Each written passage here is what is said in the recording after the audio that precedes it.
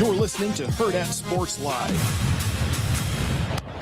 That ball's drilled deep to right field. Ruiz is back. It is gone. 2-run home run arise.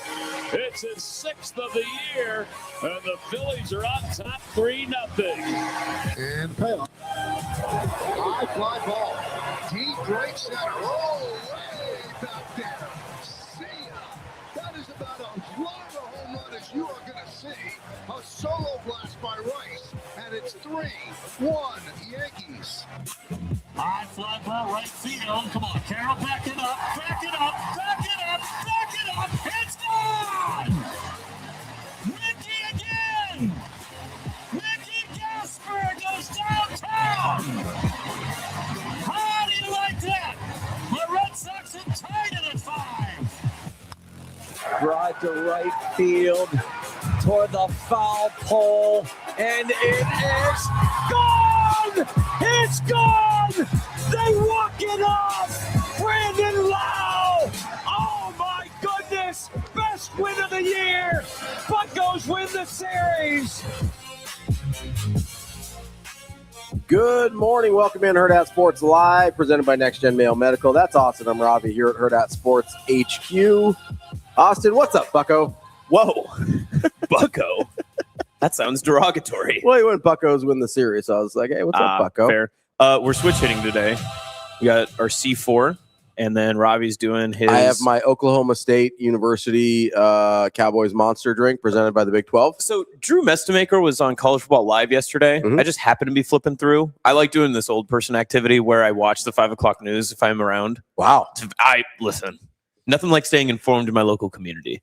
But that's what Hurrdat one's for. Yes, that too. But something peeved me about the 5 o'clock news, so I flipped it to College Football Live. That's really old people activity, is getting mad about the 5 o'clock news, which is famously not hard hitting. Like the real news gets reported at 10. Everybody knows this. What could they have said that got you peeved? I don't want to talk about it. What was it? I don't want to talk about it. What No. was it? What was it? It was the delivery of how one of the people on the show was talking about the news, and they would keep stammering and double back, and I couldn't handle it anymore. It felt like it was so it wasn't content related, it was delivery related. Well, part of it was the content because it was just repeating the same thing twice, like double backing. And gotcha. I didn't want to be mad at her. I just, it's fine. It's not your fault. It's not your fault. Everyone has an off day. I feel like I'm having an off day right now. It's okay. Like you it's would pull Robin Williams in Good Will Hunting. It's not your fault. That's how I felt. Yeah. So it's not your fault. So I made the informed decision. I flipped to College Football Live, and Drew Mestamaker was on, and they just introduced the segment. He's on a Zoom. He's in the Oklahoma State locker room, and the first question they ask him is, "You didn't play quarterback in high school, so what led you to become a now Power 4 quarterback?" Yeah. And he told the story literally from the beginning. He went from, in 8th grade, I was in a quarterback battle. And then as a freshman, I was on varsity, but I didn't play quarterback. And then he went through every single person who beat him out. And the answer took so long, they only had time for one more question for him. I kind of thought right there, I was like, I don't know if everyone should be as high in Oklahoma State as they have been. No, you 100% have to be. If that dude can name every single person who's ever beat him out for a quarterback job, he is petty AF. They're going to be fine. Or, hear me out, he's a little too long on the draw, and maybe his decision-making process on short, quick, quick hitters. We got to get here. Receipts. I was going to say in a 2-minute drill, it might take 6 minutes. So we've got to be careful about that. If that many people beat him out for a quarterbacking job. Listen, how many people got drafted ahead of Tom Brady? Yeah. How many? I don't know. I think 7? it was 5. I think it was 7. Oh, we're talking quarterbacks. Yeah. Yes. Yeah. 198 got 198. Got, yeah, but I think it was 7 quarterbacks. Right. One of which was Spurgeon Wynn. I love Spurge. I don't think Spurgeon got enough runtime. Cut that. Can we? What? What was wrong with Spurge? I was gonna go past that. I'm not. You can't just exclaim, I love Spurge, and have no one think anything of it. It's a weird thing to say. I'm already off. the game. I'm already off. TK everything. says Austin was mad because a woman was reporting the news. No, TK, no, that's not true. Don't say that. Why would you tell the podcast listeners that? Don't do that.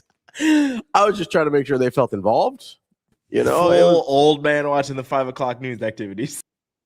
Wow. You're just Ron Burgundy. You're just like, I didn't even know they were allowed to do that. This is, I heard diversity was an old wooden ship. We need to go back and we need to appreciate what Anchorman did. That's a good movie. That's a good movie. It is. I've seen people say on the internet, they're like, you know, before like memes and GIFs, it was literally You or just like quote old movies. yeah, or reels, sending reels to each other. It was literally just dudes in a room quoting Anchorman to each other for months at a time. And dodgeball. Not inaccurate. Yeah. My new It's new favorite bit is I have a group chat with myself, our former coworker Anna, and then David. Mhm. And whenever Anna sends us an Instagram reel, I will wait a day and then send the same one back. And she'll be like, "What? You didn't think it was funny the first time?" No, I didn't. Did you know Anna's in the live show right now listening to what you just said? Thank God. Is she? Thanks, Anna. Thanks for a lot, hanging out. Branch. We appreciate you hanging out. NYC, baby. That's right. We NBC Sports. no, so I was almost late. to She's our NBC plug. oh, nice. We may know something. the royal we. Yeah, I don't know anything. I can tell you something. Okay, now or later? Yeah, I'll tell This is you an later. off-air conversation. This is an inside source from NBC. oh, good. Yeah. It's good to have this conversation on the Mhm, air if yeah. you can't say anything about Oh, it. yeah, I mean, It's good to, really actually it's not good that to name your source on the air. exciting. Yeah, right. I'm sure this person won't get in trouble for this. There's quite literally nothing that we can actually use, but it's just more interesting than anything. So yeah, DK says see more discrimination against women from Austin Jacobsen. that's just not true. Let me be clear. I love women. All right. Bruin Steve says it's anchor man, not anchor lady, and that is a scientific fact. You ate the whole wheel of cheese? Bark twice if you're in Milwaukee. No, I was running a little late today. Mhm. I will say the lady at the gas station was doing the Lord's work because it was mob deep in there. There were like 12 people waiting to get Yeah, we checked went to the out. same Casey at 2 different times. Yeah, I was a little Oh, bit, she running 2? Because when I got in there, she went to the second one. she did. She Yeah. was running 2 by herself. Mhm. And I was like, do I need food? I was like, yeah, I need to get pizza so I can rage bait Austin with my crust again. Well, luckily I ate my own crust, so we're good. That's fine. I'm still gonna get there, and you're still gonna be mad about it. That's I fine. feel I'm just like- not going to look. I'm just not going to look. I It'll be am. fine. I'm just gonna be like, Austin, what do we Also, have how much here? orange soda do you need? What are you going to, like a kindergarten soccer game or something? Or what? So it was a buy 2 get 1 free situation. Oh, and you're not one to pass up a good deal. No, I am not. Also, I low key really love orange flavored things. Mm. Do you eat oranges? No, no, I don't. I said orange flavored things, not oranges. That's fair. No, that's fair. Everybody knows that orange, like fruit I'm a flavor. Mandarin orange guy. Fruit. I don't dislike oranges. I just don't eat a lot of fruit. I'm a multivitamin guy. You an ambrosia salad guy? No. Yeah. Fruit on my salad is a hard no. Whoa, really? Yeah. All salad? All salad. You don't like all a fruits. sweet berry? No, not even a Even little like bit. the Runza, like Nope. mm. No berries, no apples, no oranges, no like I think a lot of the Asian salads have oranges on them. Nope, absolutely not. Okay. All right. Hard pass. Interesting. But I do love it. Emmett, he says, "You guys have money for Casey Pizza? I wish." Listen, I don't know. It's not that expensive. What's the show? Is it I Think You Should Leave? Is that the one with Tim? What's his name? Robinson. It's something like that, right? You can look it up. Just double check it. But when I went to the Casey's, probably 10 minutes before you were Tim there. Robinson, yeah. Tim Robinson. Thank you. He's the hot dog guy. Yes, yeah, and he's also the guy from the skit where they're all at dinner. The guy's like, "Give me that, give me that." That happened to me at the Casey's this morning because I was getting in line and there was another Casey's worker that was buying cigarettes, and she had come from the back, bought her cigarettes, stood out front, and was starting to take her smoke break. Mhm. No big issue there. That's fine. Live your life, do your thing. I walked out with 2 slices of bacon and bacon breakfast pizza and my C4. And as I'm walking out, I do the hit the back of the door and then spin through. Sure, because you got your hands full. Right. Yeah. So as I did the spin, this lady exhales into my face and she goes, Man, that looks good. I was like, yeah, I'm really excited. And she goes, I just made those. I was like, thank you. I'm trying to like walk away. I got to a point where I thought she was going to ask for a bite. I didn't know what to do. So I was trying to just like hustle shuffle to my car, make sure that she wasn't going to just chase me down. Took a drag of her cigarette, explodes all over my face. That's how it felt though. It was just, man, that looks good. What? I have to imagine they're allowed to eat some pizza back there. Well, I mean, who's going to rat on you? You're making the pizza, right? Like, I don't think the manager like speed runs the tape right back. Maybe they do. Maybe. Thank you. I don't know. Do you miss Undercover Boss at all? Undercover Boss was kind of, it was a good show. Oh, I don't. It was a good show. I see clips of it on TikTok sometimes. Yeah, those are only the good episodes, though. Well, yeah. Why would I want to watch really bad? Why would I want to watch the bad episodes? I don't know. I'm not just sitting here just grinding through tape on Undercover Boss. Grinding through tape. Yeah, I'm not just like. I have this, and it's probably because I keep watching the movie trailer over and over. But To Catch a Predator clips keep showing up on my timeline. And it's all, they're like different categories too. It's like the best Chris Hansen reveals from To Catch a Predator. And then it's the best camera reveals in To Catch a Predator, or the best arrest. And I was like, these are all just the same thing. All of these happen within a span of 5 minutes within the show. Yeah. He comes out, he says a witty line. He goes, I'm with Dayline NBC. And we're doing a story about adults trying to talk to minors online. You know how this looks, right? You know how this looks, right? And then he goes, I can't legally keep you here. You are allowed to leave. And then as soon as they walk out the door, they get tackled by police. So they weren't legally allowed to leave. Well, I think he meant very specifically, I, Chris Hansen, am not allowed to keep you here. I can't keep you here. Legally, they could leave the house. They're just not leaving the premises. Yeah.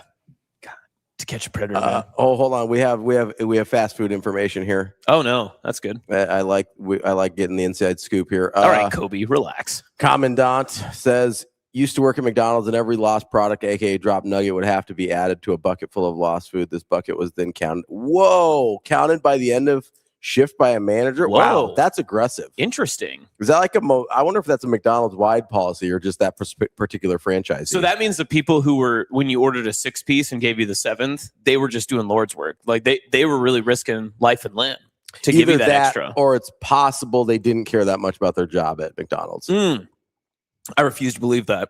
I will say the McDonald's by my house, elite. Like on Dodge? Yeah, my food's always right. Oh, it's super fast. I have never had a good experience at that Really? one. Yeah. I'm never in the drive-thru for more than like 4 minutes, no matter how. I'm usually there late, though. I think that makes a difference. Oh, yeah, for sure. Because usually on my way back, it's one of the only McDonald's I can go to that's open past like 11 p.m. here. Yeah. So if I've got like a late basketball game or something like that, then that's the one that I know I can go to. Ken says, or they just don't know how to count. That's an assumption. Can't do that. We're just giving all the options here. Yeah. Keep your options open. All the options. I remember there was one day, very enlightening day for me as a child, that I was, I think we were on a road trip or something. And I think we just had a bad experience with the cashier at a gas station. Mm-hmm. And I remember like getting back in the car, and it was either my mom or my dad. And I had asked them, I was like, why are they so mean? Like, what's going on? They were just like, they're probably just having a bad day, whatever. But just remember, like, someone has to work that job, because I think I had asked him. It's like, who wants to work at a gas station? Like, that's lame. I think do something more. And it's like, well, someone has to. I also think there are people that want to work at gas stations. Oh, really? Yeah. Like I think there's people that want like a low stress job and that they don't like need a lot in life. And they're just like, hey, this is a good spot for me. Okay. Yeah. I mean, that's why Rico produces. Yeah. He's like, I want a low stress job. Low stress job. I want to hang out. I want to chill. I want to hang out with my boys. Mm-hmm. That's it. The fellas, as they say. I've had this discussion a little bit before, but I've always thought like being a mailman would be like a really chill job. Like you just drive around, listen to stuff all day, deliver mail. Like, and people are usually excited to see you too. A lot of times, yeah. Yeah, because they're waiting on something, especially nowadays. Yeah, because now it's like packages in the mail, stuff like that. That's like there's a few jobs that I've thought about. Like that'd just be kind of a cool, chill job. Yeah. My cousin's a mail lady. It's not chill. Oh, Is she like she's a a woman? driver though? What? Is she like a driver? Is she like a sorter? Because like if you're in the facility, No, she's a driver. She's like driving around delivering this. It's not stressful. what's not chill about it? High stress. Why is it high stress? It can't be that high stress. High stress. Is she high stressed or is the job high stressed? The job isn't low stress. I wouldn't say it's high stress, but it's not low stress. It's like medium. What is she, a secret federal agent? Can you explain? Or Yeah, is that as far as you can go? It's the whole, Is she the postmaster? No, I wish. That'd be so cool. How high up in the federal government is your cousin? How deep does this conspiracy go, Rico? Like how many people have to, no longer be on Earth for her to become the president? Like how far down the line are we? It's got to be at least 27. Mustache Adam says Austin probably hates to see a male lady coming. Stop! That's just not true. I used to deliver groceries in high school, and that was a very chill job. Oh, delivering groceries. And see, I would think groceries would be higher stress because people like are very specific about what they want in their groceries. Mail, like you're just given what people sent already. Like it is not your responsibility to figure out what people want or what they don't want. You're just like, hey, this is the stuff in the mail today. Career lifeguards, chill job. Yeah, I feel like that's a more warm state job. Yeah. I mean, I'm not trying to be in the pool all the time when it's like negative 20 out, even if it's indoor. Like there's a That's we're talking like ocean lifeguards. I was like, it's chill till it's not. No, I'm thinking like pool lifeguards. Fair. Yeah. Let's do the pool. There's be like a YMCA, nothing wrong with that. You can go from like zero, like for those, you can go from like zero stress to like the highest stress. I can't. I don't know if we have any male people in the chat here, but it's mostly males. Mail delivery people in the chat here. I would like to know because I really don't think this. There's no way this can be a high stress job. Ocean's 11. No. What? What are you talking about? You talking about mail? Yes, I'm talking about mailmen still. What are you talking about? Ocean's 11. I thought you were going to bring up a second job, so I was trying to guess what it was. No, I was saying that was on me. There's no way. I have no idea what you're talking about right now. There's no I'm way. off my game. I'm just trying to figure out what's happening. Just start sipping some more of that energy drink. Well, and here's the other part. I just see everyone commenting that I hate women. That's just not true. You started this. This is your fault. Emmett says mail carriers have a stressful job. They have a specific time for their route, and they have to be at the house. I understand they have like guidelines and for a time, but like my mail person's like there's a pretty wide variance on when they get there. Yeah. Like there's sometimes my mail will show up at like 5 p.m. and it's not gonna. I'm not mad about it. Yeah. I just go, it's not here yet. Yeah, You're not mad about it, but their boss might be. I've never thought twice about it. I feel like if you get the mail in there every day, you're. Are we going to get into an endless loop this morning of us suggesting low stress jobs, and someone in chat will be like, "You don't understand. Probably being a garbage person's really tough." I mean, physically, I can understand a garbage person being, but in terms challenging. of like the day to day, it's not like you don't have I think there's a certain routine to it that lowers the mental stress, but physically, I would assume that a garbage. Also, garbage people get paid pretty well. Like I've thought about that. If things get like real bad, if they're just like, "Hey, you got to get out of here," like maybe I'll be a garbage man. My brother used to paint the street lines for the city of Kearney one summer, and he really liked that job. But you'd have to work from like 11 p.m. to 5 a.m. because people are out on the roads during the day, so it's really hard to paint lines. Yeah. And then when it's that hot out, something like the paint can run, whatever. So you have to do it when it's cooler. It's a little bit cooler. Yeah. So Caleb says, I used to read meters. Job was easy. Locations were interesting. There you go. Oh, reading meters. That's not bad. That's that. Yeah.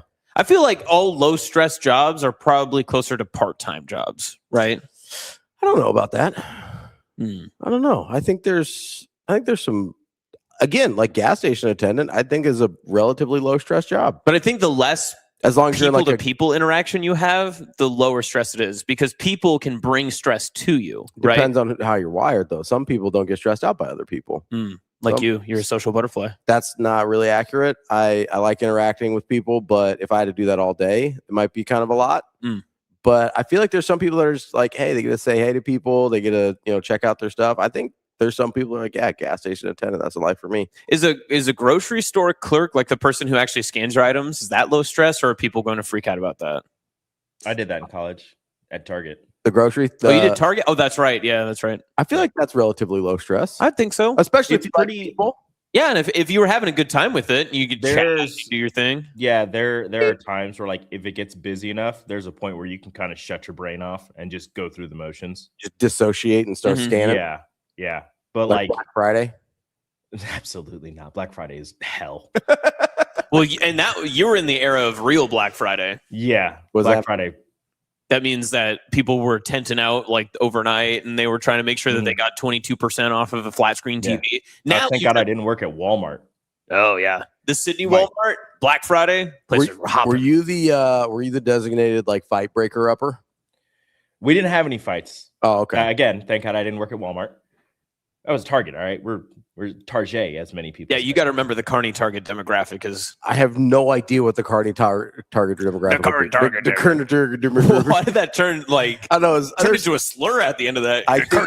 There's like a lot of real angry R's in there. Carney target demographic. I don't know. Yeah, be careful with those. Yeah, I gotta be careful with those demographics. We gotta be careful with that. Yeah, no, my sister worked at Walmart during Black Friday, and she's like, they literally have the stuff set up in the aisles, covered in like the plastic wrap, and like they let people in, and they're surrounding the items, and you literally take a box cutter. You as soon as you cut the plastic, people just swarm. Yeah.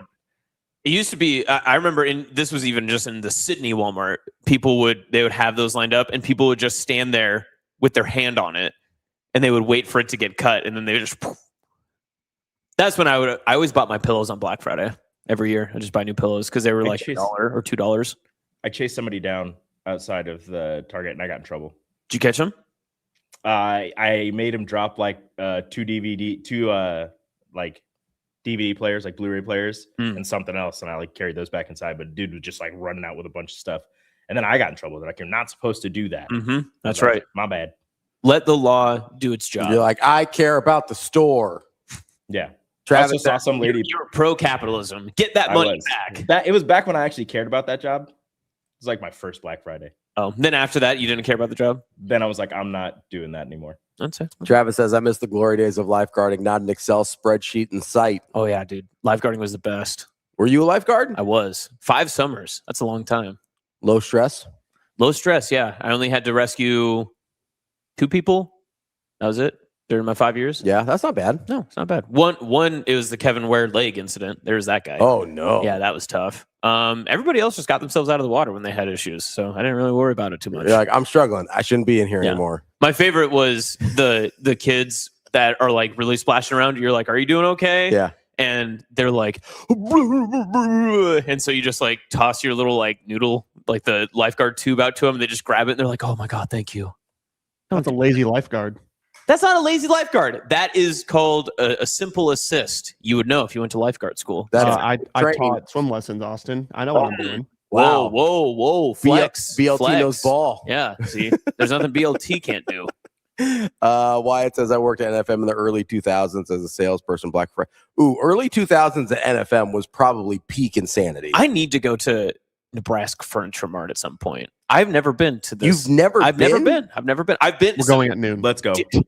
Can we go after the show? Yeah. I have things to do. No, you don't. Not anymore. We've got Nebraska Preps post game to record today. This is People are essential. clamoring for it. People have been clamoring. Okay, as soon as Nebraska prep. Nebraska Prep. Good Lord. Nebraska Talk is hard Prep. today. We go to how game. Anyway. Anywho, let me check my schedule today. there's nothing on there. You have nothing going on. I do. Yeah. As long as we're back by.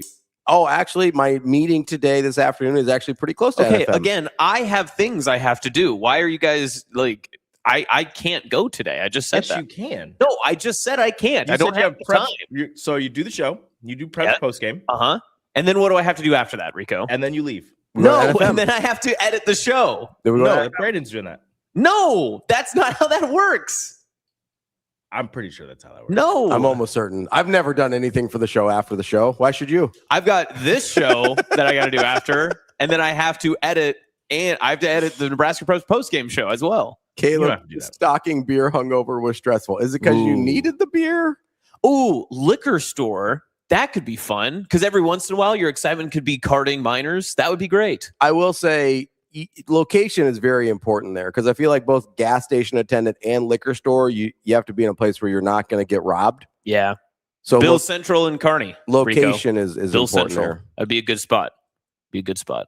Solid location. We love Bills. I've never been there. I know. I'm just saying. Why can't I just talk about things from my You've past? never done Get anything. offended by it. That's not true. I've been to Kearney. What'd you do? Couple times. Did you go through the archway? I have been in the archway. Oh, nice. I have. Did you and speedometer people? That's my favorite part of the archway. I did not. I don't recall. They have a tiny little window where they're like, see how fast people are going. And I remember being a kid and I was like, oh my God, these people are going to get pulled over. They're going 78. They're going to get in trouble. It probably didn't help that your dad was a state trooper. Yeah. Like, there's I was very stunted on that. a little bit of narc in you there. Constantly. Can't help it. Just trying to clean up these streets. Me and TK. You're like 3 miles per hour over. Get out of here. Yep, we're Fourth Amendment. Get Fourth out. Amendment. Bang. Get out of here. And Third Amendment. Quartering soldiers? Yeah, you just got quarter soldiers all over the place. Yep. Yep, that's me. You're like, I'm a big quartering soldiers guy. I'm so glad that's not a rule now because I don't have the facility for that. Where are they going to stay? I know. Are they going to get along with Ava? There's a lot going on here. Well, I mean, who wouldn't get along with Ava? It's true. Yeah. It's true. It's a good point. I thought about bringing Ava in tomorrow, but I didn't know if that would be a big deal or not. I mean, we've got with our friends at the Nebraska Humane Society, we have I know. dogs You keep getting dogs coming in. I know. I'm so excited. How was the last one? Yesterday, right? Yeah, Kenobi. He was great. Kenobi. You know, I hit him with the hello there. Nice. Good move. Yeah, no, he was terrific. Depending on where you are in the Jedi Council, low stress job. Seems for like 1,000 years it was a low stress job, and then this kid shows up and it got really stressful in a hurry. They had librarians that were Jedis. Like I think you're fine. Like be the librarian. Don't be one of the generals. Don't be doing a bunch of diplomatic missions. Just be a librarian. Hang out, be cool, and you can move stuff with your mind. That's But it. how many missions did you have to do before you could be a librarian? I mean, I don't know. Maybe it's like a specialty right out of Jedi college. I'm just going to Google it right now. How many missions? Also, it was, again, very low stress until Anakin shows up and murders everyone. Until one guy. Then very high stress. That's very much like an ocean lifeguard situation. Like, hey, I work on a beach. This is awesome. And then sharks. And then all of a sudden, somebody comes in missing a leg. Yeah, you don't, well, more than a leg. You're just chopping off kids' heads. Stress. Yeah, that's very stressful at that point. You don't have to do anything. You just have to be like, you just basically have to be a Jedi to be a librarian. That's what I would do. Jedi librarian. I don't know if Google AI Gemini knows what you have to do to be a No, they're called lore keepers. Okay. They're keepers of the lore. That's, I mean, literally what I just said. No, you said lore keepers. That's the name of the position. That's Ravi. I'm sure somebody. Just like the name of your position is tool. What I do? What do you mean? You turned the whole chat against me. They all think I hate women, which isn't true. Why you so mad today? I told you I was a little bit. You got your pizza? Yeah, I'm fine. You got that 5 o'clock news messed you up, man. Yeah, I've been off ever since then. He's still pissy since he saw. And to be completely frank and honest, we had our fantasy football draft last night, and didn't go well. Nope, I performed terribly. I kind of forgot where I was, and yeah, not great. It's bad. Shane says you become a lore keeper when you flunk out of lightsaber training. That's funny. That might be true. Who knows? Maybe Shane seems like someone who would know these things. Maybe he's a lore keeper of the lore keeper, double lore keeper. Okay. Can I just ask? Is it a bad thing that I drafted too many Cowboys? Yes. Damn it. How many do you have? Enough. Who's your quarterback? Dak. That fell to me. I wanted Burrow, but I had the 10th pick in a snake draft out of 10 people. So there was huge gaps of time. I was trying to draft ahead. Where'd you get him? I mean, I don't know. I'd have to look back. I mean, like approximately. This isn't like a first round draft pick, yeah, right? No. Okay. This was like 9 or 10, like round. This is like way late. I usually don't even draft a quarterback, but it's usually hurt me before because I'll just stream quarterbacks and try to pick up as many running backs, receivers as I can. But yeah, no, I think you need a quality quarterback. Dak's a good fantasy quarterback. I also have CeeDee Lamb, who's not really done me wrong. Okay. He was my first overall pick because that's what fell. Fair. And then I also have Javonte Williams, who I'm trying to actively trade. As soon as the draft ended last night, I was actively trying to move him. You see, you got to slow play that. You got to slow play. No.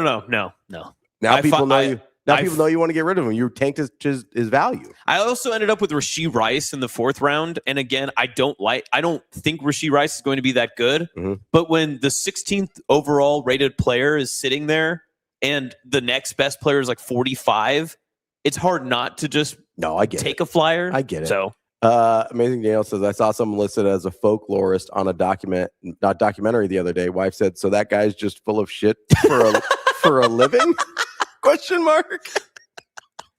I do miss the old History Channel lower thirds that they would have with some of those guys. They're like mashed potatoes expert.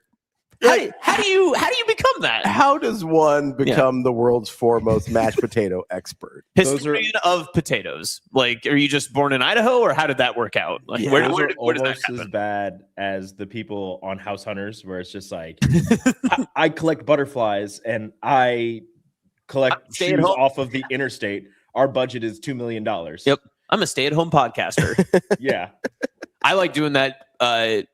That game when you're driving down the interstate and you see some of those like lake houses and the houses that are super, super fancy next. Mm-hmm. And if I'm with Dr. Fiance, I'll point at it, just be like podcaster every time. She's like, I bet they're a dentist. I don't think so. We've actually looked at some houses where like it does seem like they're influencers. Oh, really? Yeah, like they've got like either that or they like have here in the city. Yeah, like in Omaha. Either that or they have real jobs and they just really want to be an influencer because they have like the whole setup. Yeah, they'll have the mic and kind of the podcast studio, and they'll have what very much appears to be like an Instagram streaming station. It's wild. Listen, I have a guy that I knew in college who just moved from his house, and he had a great house, and moved to Council Bluffs, bought a bunch of land, and has now started 3 new social media pages. One about the farm that they bought, one about, I think, like the hunting stuff that he does, and then I want to say it's just like maybe them as a couple or their dogs or something. Yeah. It's like, I think we're trying a little too hard. And the thing is like he has a great job. Like he's doing very well for himself. I think his wife does a lot of like cool stuff, and they're just doing all this other social media stuff. I'm not saying like I'm not trying to yuck anybody's yum or anything, but like from the outside looking in, I was just like, aren't you busy enough? Don't you have everything else going on? Meanwhile, us who have to post for a job, we're like, oh, TikTok again. Hey, one of those pages will hit. One of them.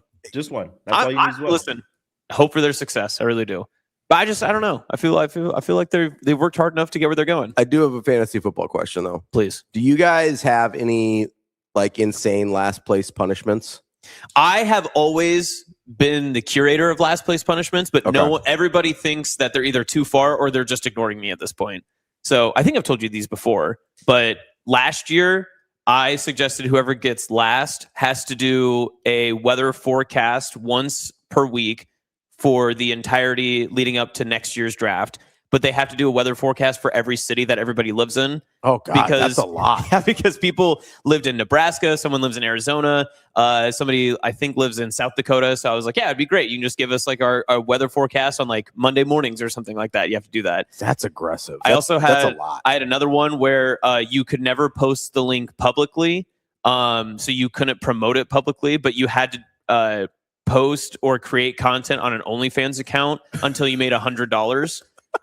And people were like, that's weird. I'm not going to be, doing sex stuff online. I was like, no one said you had to do that. Like, you don't have to do that. You could literally do this thing. That's great. That's what I said.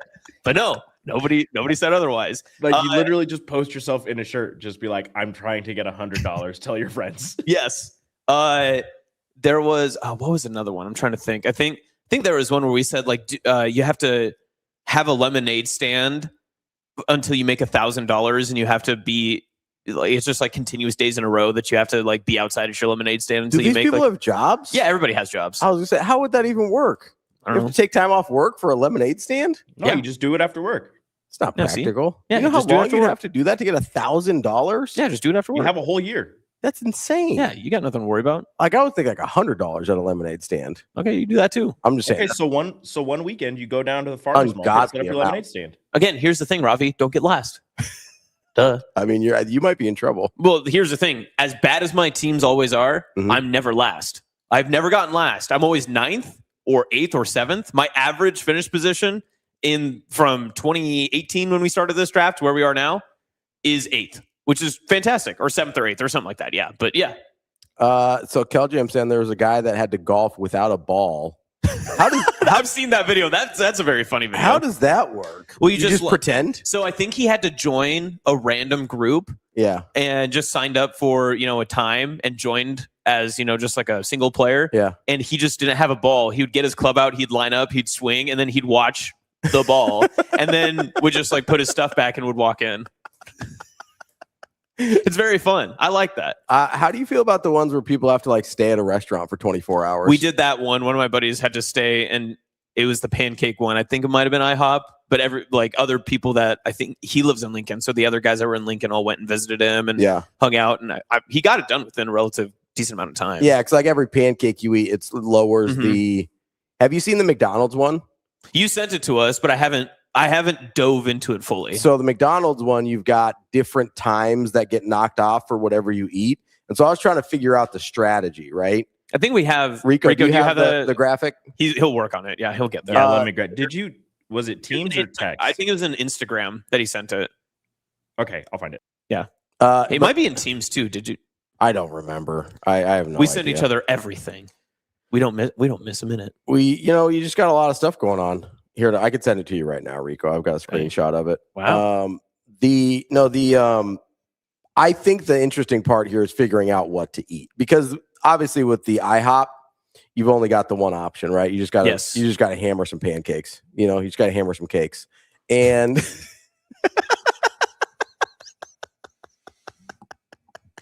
we're all cake guys here, aren't we? Yeah, Rico. Yeah, I think so. Rico, are you a cake guy? Rico, hold on. Rico. For the podcast audience. Rico, are you a cake guy? Hey, for the podcast audience, could you... Rico. For the podcast audience and for the YouTube audience, because you don't have a camera on you. I answered you. Can you confirm or deny being a cake guy? I answered you. You're not gonna tell your wife if you're a cake guy or not? She knows. Anyway. Anywho. It's fine. TK, that's gonna get a text. Rico's gonna get a text. TK, I love my white. You guys keep trying to get me in trouble. I'm trying to get me in trouble. Oh, he says you guys should do a fantasy football league with the top dudes from the chat. Winner gets to do the show for one day. Loser sits at the Hurrdat Sports Bar for 24 hours. We aren't open 24 hours a day. We could do 2 12-hour shifts. Wow, that'd be tough. Yeah, I just have to be there on a weekend. See, I don't want to do like a live stream or any of that, though. That's where things get dicey, because I would just be I wouldn't be able to entertain for 12 straight hours. No, there would be many stretches where I'm just like, you guys are just gonna have to sit here and watch this empty booth. I'm not doing anything. All right. No, I think we could go visit them. I don't think we have to live stream them being at the booth for 20 hours. You know what I mean? Like, that doesn't seem like good content for anybody. Not necessarily. Okay, so this McDonald's one. Do we have the graphic? Oh, it's getting there. Oh, Maybe? yeah, it's up. It's just not up there just yet. So, yeah, it's on the... It's up. It's just not up? Yeah, there you go. See? It's the tiniest of font. Hold on. Yeah, that doesn't, I don't think, help anybody at all. I can't read that even a little bit. Okay, so bacon, egg, and cheese, 45 minutes. Egg McMuffin, 30 minutes. Sausage McMuffin, 30. Sausage McMuffin with egg, 45. The big one is big breakfast with hotcakes. You can get 120. I will say that's a lot of food, though. I think you're better off with a couple of the ones that take 60 minutes. Like the hotcakes and sausage, because those aren't full pancakes. They're like, the McDonald's pancakes are like this big. They're not they're like dollar pancakes. Almost, yeah, they're not like the like full plate pancakes. So the first time I saw this, my initial thought was a sausage burrito, because you get 30 minutes off with that, and those are pretty little. I feel like I could dominate a couple of sausage burritos for. I could get like 6, 7, or 8 before I got to really slowing down. I overlooked something here. Oh. Hash browns are 25 minutes. Oh, you know how many hash browns I could just demolish? I don't know if I could. That's a lot of hash browns. Really? Mm-mm. Those are not big. But they're filling to me. Brother, I could get 2 hours off of hash browns in 10 minutes. The tough part is, though, is that it's the 25 minutes. So you're not getting a full hour. Like, obviously, you'll make that up, but, I'm just saying, it'll track over time if you're just like pounding hash browns. I think I could get 4 hash browns down like without even thinking twice. I could get myself down to 12 hours spent in that McDonald's. I think so. I think I could do 12 hours. A double quarter pounder with cheese is 60 minutes. That's too. That's too much. Yeah. I think a Big Mac should be an hour.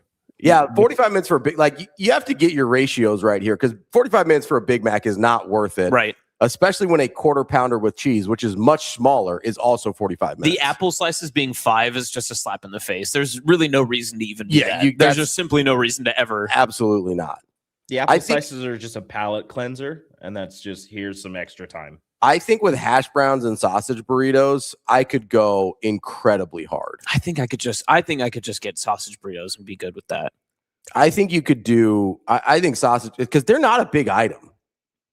There's just a lot of bread in this. Emmett, so much bread. That's my problem. Is I'm worried about how much bread I'm going to consume. I'm going to crush 3 bacon, egg, and cheese biscuits off rip.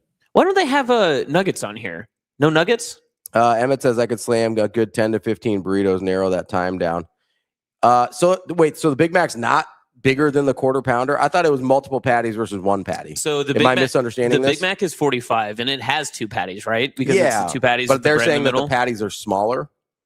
But it also has the extra slice of bread in the middle. So that's the other thing I'm worried about. I just feel like it's more. Yeah, Kobe is saying a Big Mac is not bigger than a QBC. A Big Mac has the tiny burger patties. I guess I didn't realize that. I didn't either. But you do have the extra bun in there, which I feel like is also a factor. Yeah, that's my issue. I think there's just so much bread in all of this.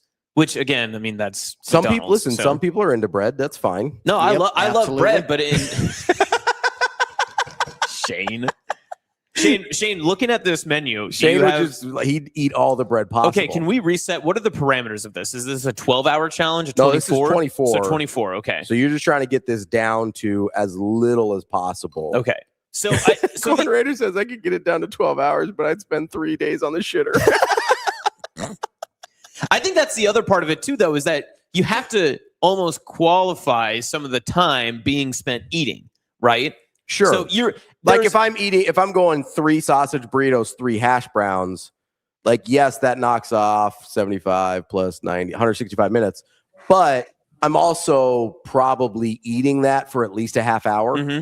So that so it's like so now I'm at 190. Yeah. Okay. Yeah. I'm at like 200 minutes at that point. I'm north of 3 hours already. How many minutes? There's another page. 440 minutes in a day. There's another page. Yeah, with chicken and fish sandwiches, McNuggets, fries and sides, and miscellaneous. What are my nuggets at? Your chicken nuggets per 10 are 30. Per 10? That's not enough. Oh, that's not a good deal at all. That's not enough. It's not. 6 for 30 would have been the move. Yeah, 6 for 30 makes sense. 10 for 30 is diabolical. 10 for 45 I would have considered, but 10 for 30 is nowhere near the same. Yeah. All of the chicken and fish burritos you could eat instead of the nuggets is so much better. All of the chicken and fish sandwiches are 45. Medium fry is 30. Ice cream and milkshakes are 25. And if there's a ball pit, you get 5 minutes.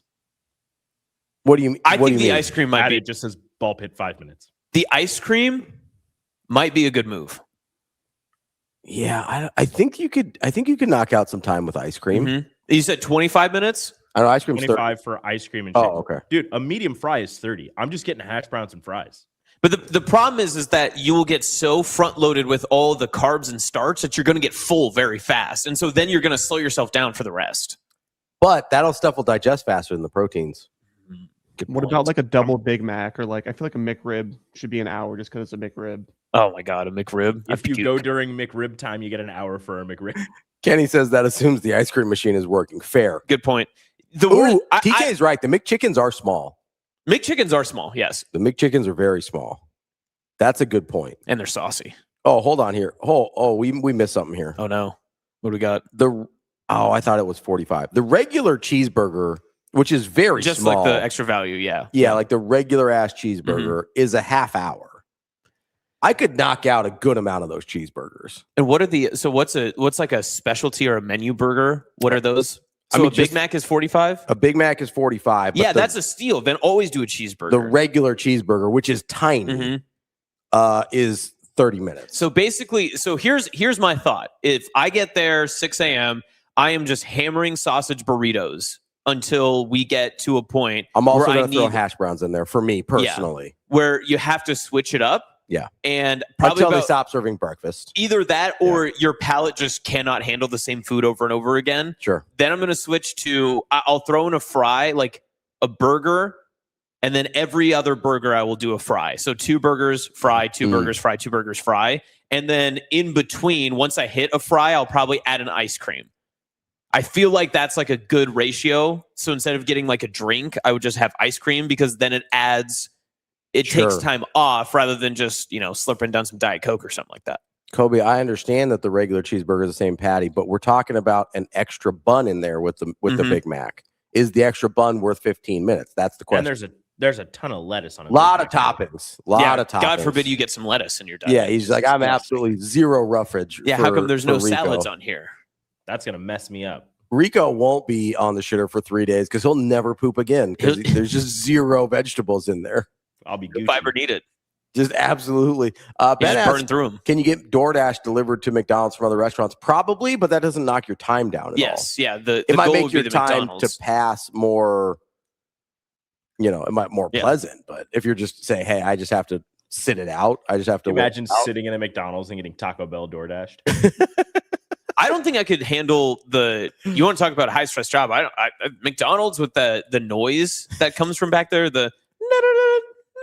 like that little ringer. Yeah. I couldn't handle that for 24 hours. That would be very tough. I think in all reality, we're looking at 12 hours in a McDonald's. I think so too. I think we could get it down to 12. If you calculated, if you're saying I could get it done in 12 hours, what would you need to do? So it'd be 1440 divided by 12. Let's see. I'm knocking out. So you would need to have 120 minutes cut off every single, at least for the 12 hours that you were there. Without time eating as well. So really you need... TK says, I think I'm just going to constantly take laxatives. Wow. What if I just spent 24 hours on the McDonald's crapper? That'd be fun. That sounds like the worst way to spend that time. There's no guarantee. Does it matter which McDonald's you're at? Are you picking your Dodge McDonald's? Is that where you're going to go? Yeah, 100%. Yeah, I don't know that I've ever been inside that McDonald's. I'm trying to think of which McDonald's I'd like to spend. I'm a strict drive-through McDonald's in that situation. I'm not going to the York McDonald's. I'll say that. That York McDonald's scares me. That one's a little sketchy. I want to pick a McDonald's that I'm not going to frequent after that. Oh, that's a good never see you again. I don't want those people to see me. Good argument. I'm gonna have to I'd have to evaluate the inside of McDonald's because I'm a drive-through guy. Yeah. I've never been like, you know what? Let's go inside this McDonald's. I love going inside fast food restaurants. Some of them I do. Like you, famously, we go inside Arby's quite a bit. Oh yeah. But I legitimately don't think I've ever been inside the McDonald's by my house. It is always like, hey, I'm on my way somewhere. We've been to the inside of the McDonald's here though, on Q. Yeah. A couple times, not a lot. Yeah. But I'm almost exclusively a drive-through guy on McDonald's specifically. No, I'll go inside Arby's all the time. I was going to say, not when you're with the fellas. Well, the fellas, we're always going inside. Ben says, I'm just trying to not have to eat McDonald's during my stay there. See, that is the alternate option. You could just straight up do 24 hours in McDonald's. Just hang out. I'm not doing 24 hours anywhere. There's nowhere? I mean, I don't think so. It's just you get uncomfortable at a certain point. Like unless there's a place I can lie down and sleep. Right. Yeah. Like I'm not trying to. Even when I'm deathly sick and I can't move around my house very much, I still get cabin fever. I just got to go do something. Yeah. I'm not trying to sleep in a McDonald's booth. That's just a I don't want to do that. Place either. I don't want to get to in life. Sometimes I think about how many butts have been in a place, and I don't like to. The thought crosses my mind every once in a while when I'm at the gym and, I am sitting on a bench or something. And I'm like, oh my God, how many butts have been on this bench? Yeah, so many butts on this bench. It's like when you walk into a bathroom, it's hot air. It's like, oh no. Yeah. Gross. It's a warm toilet seat. Oh, so is there any bigger, dramatic difference than a warm toilet seat at home versus a warm toilet seat on the road? I don't like a warm toilet seat, period, actually. I agree, but warm toilet seat at home, you're either like, oh, I was sitting here recently. This was mine. Yeah, I claim this. This is my butt heat. Yeah. Or the person that I lived with butt heat, right? I can understand the use of a heated toilet seat for winter. I know that that's something that people are getting very privy on. It's never interested me, though. No. It's never interested me. Honestly, this might be too much information. I find the cool toilet seat refreshing. It's like the other side of the pillow. Exactly. It's the other side of the butt pillow. But you go into public and you get a warm toilet seat, Yeah, you can't have immediate that. regret. Yep. And you've already sat there, so you kind of just have to be like, Yeah. There's a truck stop. I don't remember where, but it has heated toilet seats.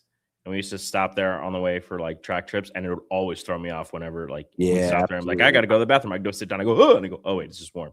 Oh, never mind. help me. It's just. But then again, They somebody actually may just have truck been- drivers that are just on retainer sitting on them Yeah. before you come in. Travis is right. A warm toilet seat on the road is disturbing. Very disturbing. Like it is Yeah. instant, just like just stomach or just Mhm. oh no. And everyone's always looking for the good restrooms at a rest stop or a gas station, but there are some times that you have to take a chance, and you truthfully never know. Yeah. Sometimes the nicest places on the interstate, from the exterior, you're walking through, you're like, oh, this is very incredible. I'm happy with the selection. I'm gonna go check out the bathrooms, and then it is just decrepit. You can't even like step in without feeling disgusted. I will say your hit rate is pretty high on like the really nice truck stops. Mhm. Like on a decent bathroom. Yes. I search out the like gas stations. I agree. No matter how nice just a regular gas station looks, it is totally a coin flip Mhm. on what kind of toilet situation they have there.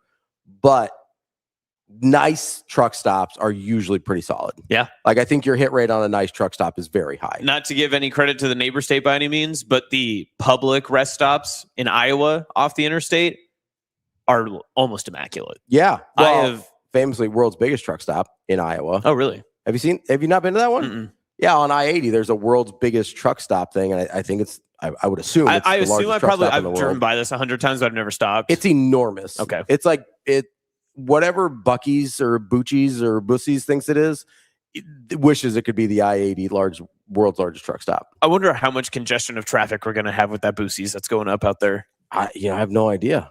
Also, by the way, my family from Texas was here recently And they said it's Boosies. and confirmed my pronunciation of Bussies. Very nice. Very Such- happy for you. I just want you to know that. Like this, I've got it from the source themselves. Mhm. They're the ones that introduced me to this establishment years ago. And they're like, you are correct. That is the correct pronunciation. Okay, good. Can Can't you wait say it to get again? some Bussies. Boosies. You said it like 4 different ways in the last. Well, listen, a 2 lot of minutes. people have been like trying to gaslight me about how it's said. And so like I have to find it, but it's Bussies. You just have to remain headstrong. Yeah. Stay confident in what you do. Yeah, exactly. Listen, be who you are. And Be you. And I am a person that pronounces it Bussies. That's who I am. We know that as a fact. I'm going to put that onto when your time comes, I'll put that onto your tombstone. Probably sooner rather than Bussies. later. Oh, was it a rough night last night? No, it's fine. Just Okay. in general, Yeah. you know. We haven't gotten any, oh, I'm diabetic and I'm going to die stories from you recently. So Yeah, that's no, good. it's okay. That's good. We're doing fine. Yeah.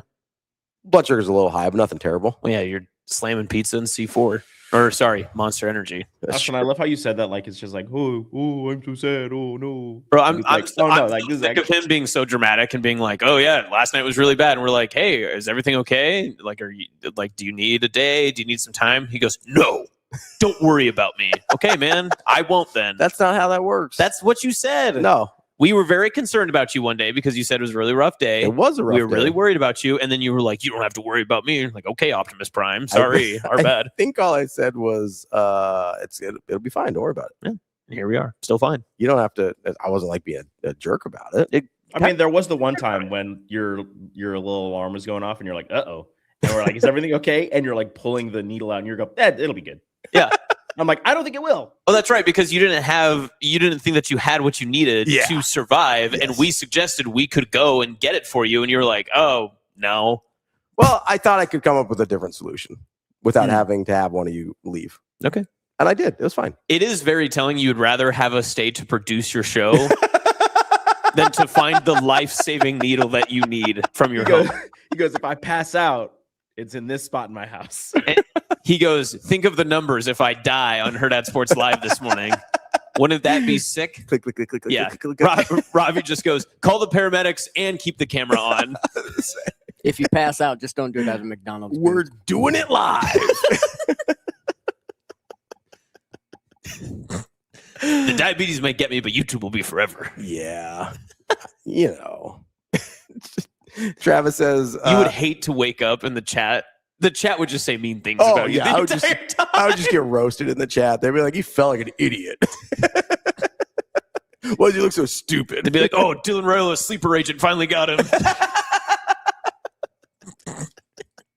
They found out, much like Tyke Hayes, he does not like Runza Ranch. He gone. Oh man, I'm gonna say that's the reason that he's gone. I think that's a great. I don't have a better reason. I want to keep aggregating that. I think that we just continue to push that narrative. I think it'll be just fine. He just actually. fine. So this is the rumor that I heard. This is very important reporting I'm doing here. I heard he did a local Nebraska fast food tour. He hit Amigos. He hit Valentino's. He hit Runza. The big three. The three families. Famously, yeah, the five families. But they only own 3 restaurants. The Runzas. And the Valentinos. Oh, Godfathers. Went to Godfathers. With the Godfathers. And he said, these places all suck. There's no good ranch to be found in this state. And I don't even know why you guys try and make pizza. And then he suggested to the team, I have this really great place in Council Bluffs. And that was the calling As soon as he said the word Council Bluffs, he's like, I spent some time at Iowa Western, guys. And I've been to the Pizza King in Council Bluffs. I was at the Steak and Lube. And he was like, we're getting all lubed up over in Council Bluffs. Me and all my reavers. And we're reeving up over there, you know? And he's like, it's actually, the food in Council Bluffs is better than the food in Nebraska. And literally everyone on the team immediately voted and said, you got to go. I'm sorry, you got to go. Team-wide decision. Yeah. And Rule says, I respect your decision. I'd actually like to think that it was almost like a Remember the Titans moment when they meet. Yeah. He's just like, you're off the team. Yeah. That's not your call. It is. I'm the captain. Yeah. You're off the team. Anthony Calandria goes up to Coach Rule and he goes, he doesn't like any of our stuff, Coach. Can't win with him. He slandered that ranch on purpose. I know he did. I think he likes it. He just is being a hater. And Coach Rule row says, this boat one way, man. Well, row the boat one way. You're the captain. You make a decision and you stick by that decision. And Calandria goes, hey, Tyke, it's time to go. We love our ranch here. We love our local fast food establishments. If you can't appreciate what we're about, you got to get stepping. Breaking. That's the rumor I heard. Tyke Hayes removed by ranch. Did he go full Mike Singletary? Can't coach with him. Can't play with him. Can't win with him. Can't dip our pizza in it. Yeah. Gotta be careful about that. I think that's what happened. Ken says Pizza King does have good pizza. So Ken, I'm going to be honest with you here. I've been to Pizza King. I thought it was fine. It got pretty hyped up to me before I went, and I don't want to say I was disappointed, but the hype did not match what I was delivered. I've never been, so I couldn't speak a little bit more on this. So I'll maybe have to trek across the border and find out. Mustache Adam says, I heard he got his hands on the Dorothy Lynch recipe and tried to sell it to the highest bidder. Oh, you're out, buddy. Can we do that? Thank you, Commandant. He says, I'm from CB and Pizza King is not it. That's kind of where I'm at. But if people like Pizza King, that's cool. No hate there. What people will like is we've got a national champion on the show next. Coach Lanik from CarpetLand Rugs / Lincoln East. We will talk to him next. Coming straight off of his American League national championship with that team. We'll talk to Coach Lanik here on Hurrdat Sports Live. As we've heard time and time again this fall, the motto for this defense this season is simple, fast, and violent. And that doesn't stop when you get to the big guys up front in the trenches. We heard from new defensive line coach Corey Brown today, who shared with us what it takes to execute a fast and violent defense and what he wants the identity to be for the guys in his room. Fast and physical, same things along those lines, but being in attack mode up front. You have to attack the line of scrimmage. You have to be heavy-handed, and then IDM blocks enable, because the faster you IDM, the faster you can get off of them. We don't want to stay stuck on blocks. We want to be able to disengage, but doing all that, really, really playing downhill. And I know, you talk about our motto from the defense is simple, fast, and violent, is right along those lines. But the faster you can ID blocks, the faster you can destroy them and get off of them and make plays on the ball.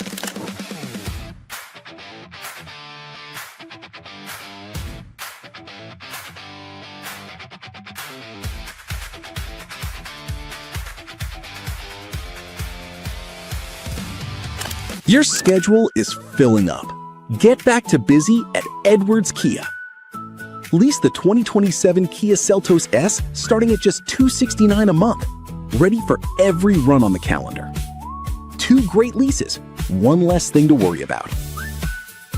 We've also got the 2026 Kia Sportage EX starting at $249 a month. Don't wait. Get back to busy this August at Edwards Kia.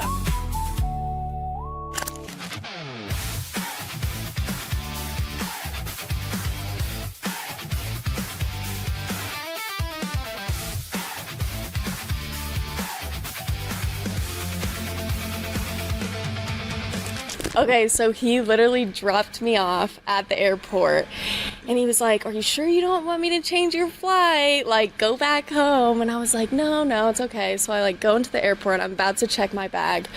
So I call my mom and I start crying, and I do not cry a lot.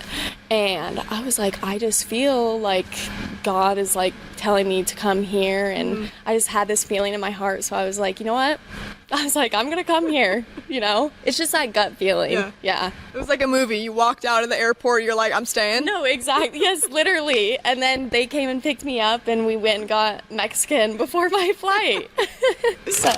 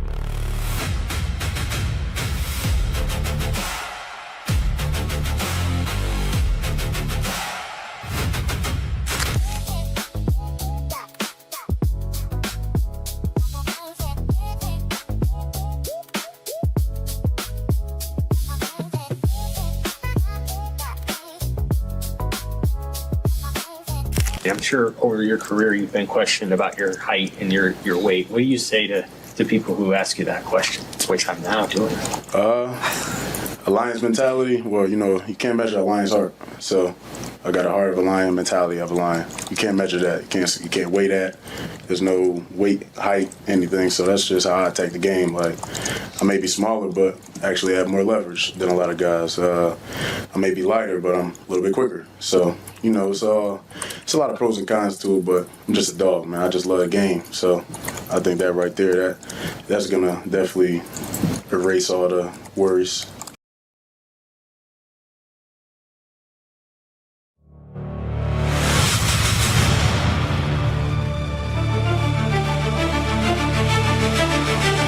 You're listening to Hurrdat Sports Live.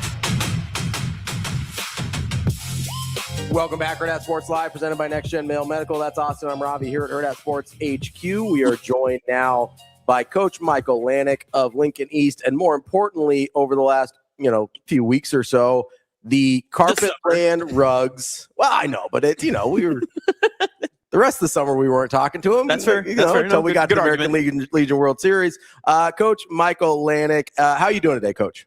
I'm doing good. Yeah, a little bit of just back in the flow. We're back at school today, and just trying to hit the ground running here. But it's been a whirlwind and a lot of fun, that's for sure.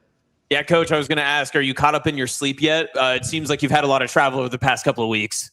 Yeah, I mean, normally, I've been fortunate to go on a few of these runs, but it's been really fun as my boys are getting older. So my 12-year-old and my 9-year-old were with me the whole time. They took the bus up to Mandan and hopped on the plane, and then my wife and her family kind of met us out there. But so I've been traveling with my boys, so not as much rest, with those two running around, but way more memories, way more enjoyable for sure.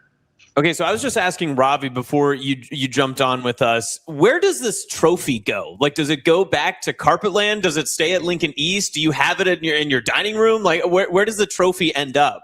We have a really good coaching staff, and Noah Kolhanik's our pitching coach, and he kind of traveled with me the whole time and was working during the day. And then our other assistant coach, Rob Canuck, actually drove out there and met us. So he took all of our baseballs and stuff back. So the trophy's in his Suburban on the way back now, and we'll find a good place for it for sure. Coach, I find Legion Ball like super interesting because you've got a really strange dynamic happening. Obviously, school started by the time this tournament was over, right? And so you've got guys that are no longer even attending you've got seniors that are graduating and people going on to do different things. What were some of the biggest challenges from going from spring season, where you obviously had a really good year, to summer season, where you have obviously you're the World Series champions here for the first time for a Nebraska team in over 80 years. But like you've got a lot of challenges to navigate just in the logistics of Legion baseball. Well, first of all, congratulations to your Mustangs on a heck of a spring. That was a good game. And I didn't want to have to bring it up, but I appreciate it. that was a tough one, but congratulations to those guys. They earned it and they deserved it. Yeah, I mean, the transition to summer is always so interesting because you want to like start to play your young guys a little more and get them ready, but then you have these seniors who have given you everything and they're getting ready for college.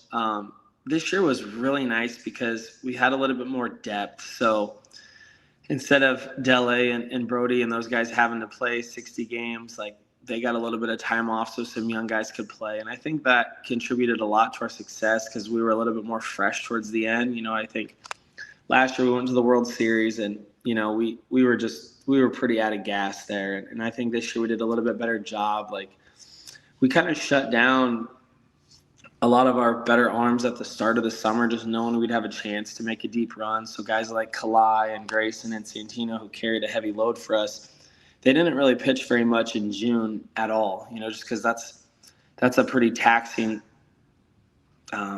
length to pitching if they're carrying us in the spring and the whole summer.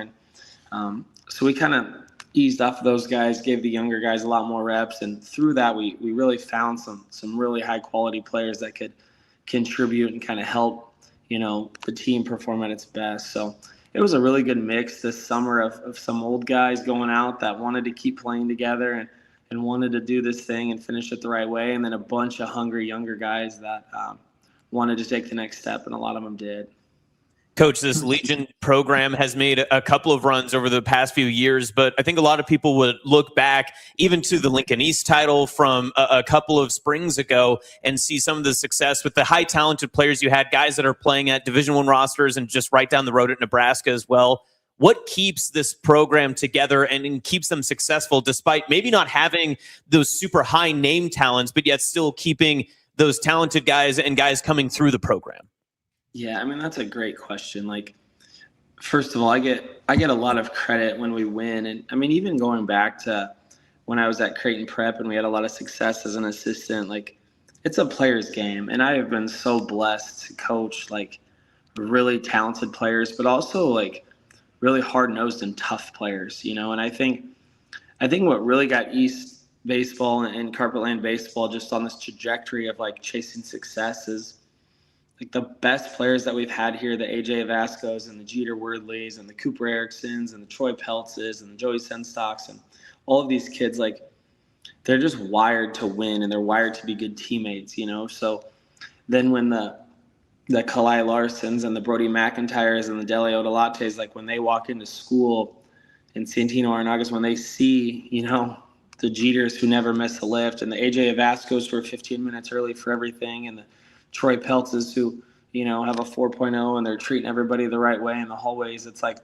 that's just kind of the foundation of our program. And I've been so blessed to have those guys. You know, if Jeter Wordley went to school somewhere else, I think the culture at that school would be better for it. And we were just fortunate that he walked through our halls and played baseball here because he made a lasting impact. And guys like Brody McIntyre have just kind of followed up on it. So, yeah, really blessed to have those guys not only as talented players, but just great competitors and great kids. And, you know, they just kind of want to keep the tradition and the success rolling because they've seen it and they've seen how fun it is, I think.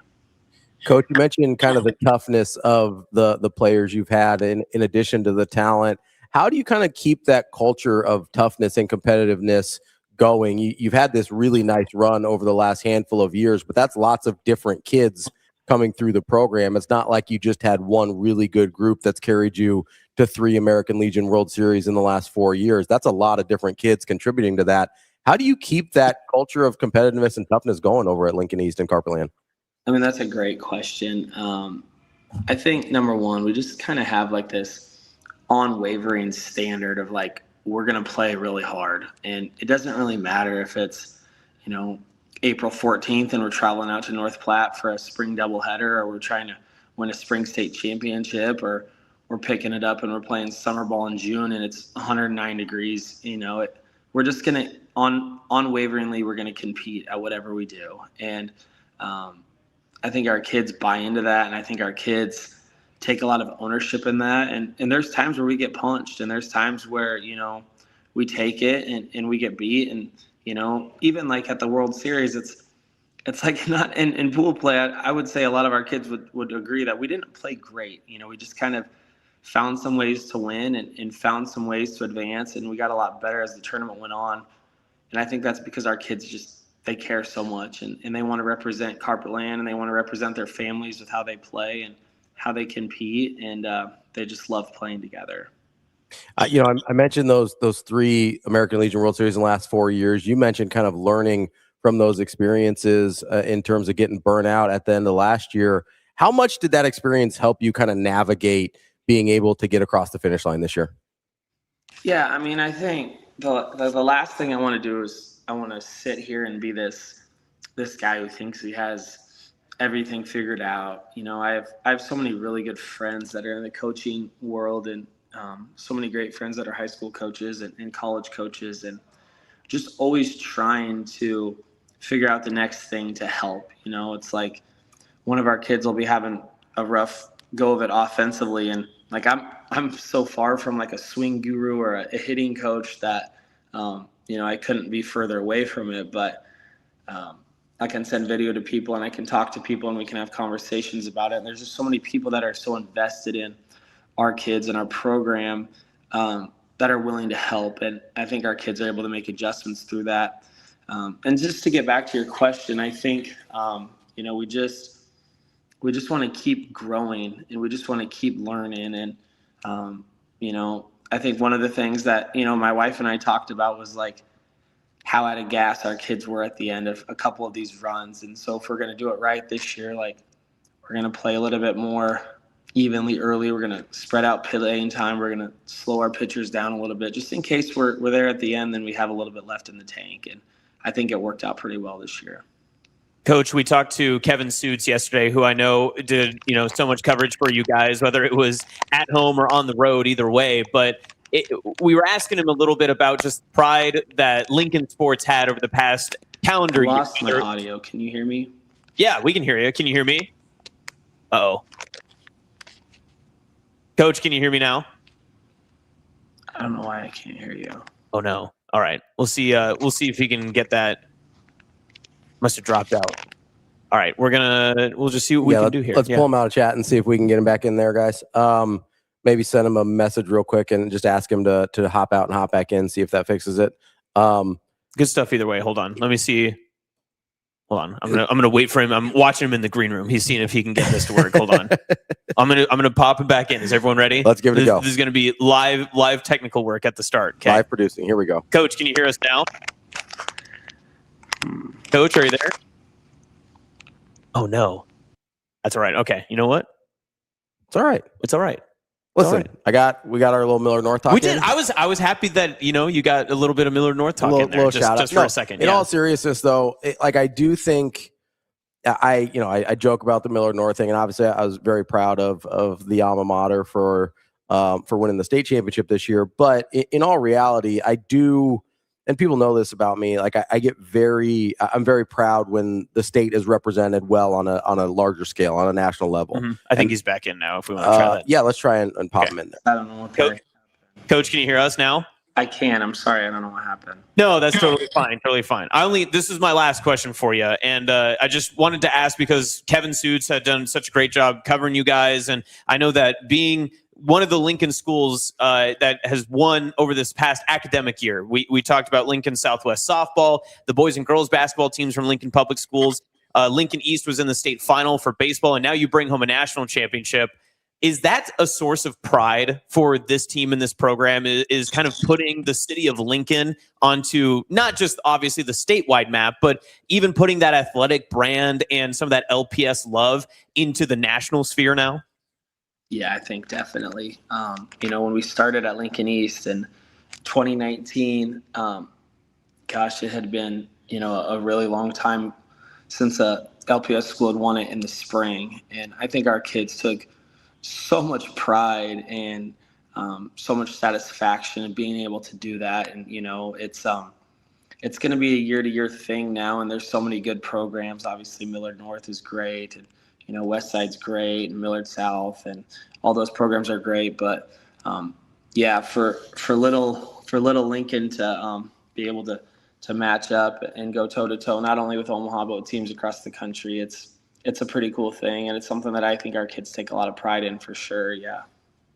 Coach, really appreciate you joining us. I know, we have our little jokes about Millard North and the rivalry and everything, but in all seriousness, I love the way you run your program. I've been watching over the last several years and have a ton of respect and admiration for the way you guys do things there. And honestly, I love it when Nebraska is represented well on a national scale, and you guys have really done that. So we appreciate that from you, and we appreciate you joining us this morning. Congratulations.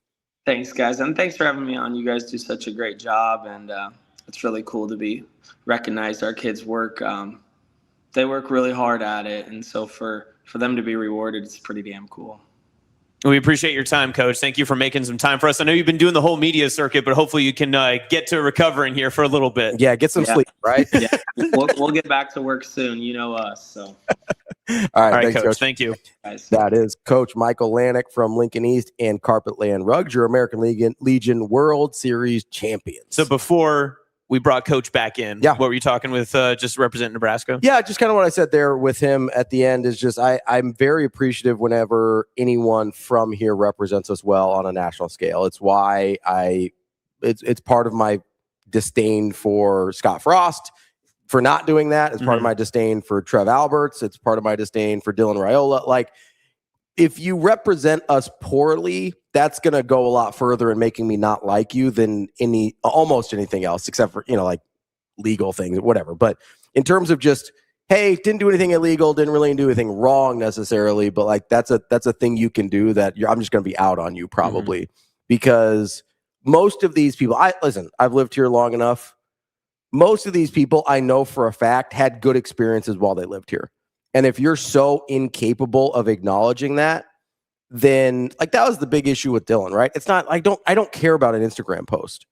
It's that it was such a stunning lack of gratitude for a place that literally bent over backwards for you.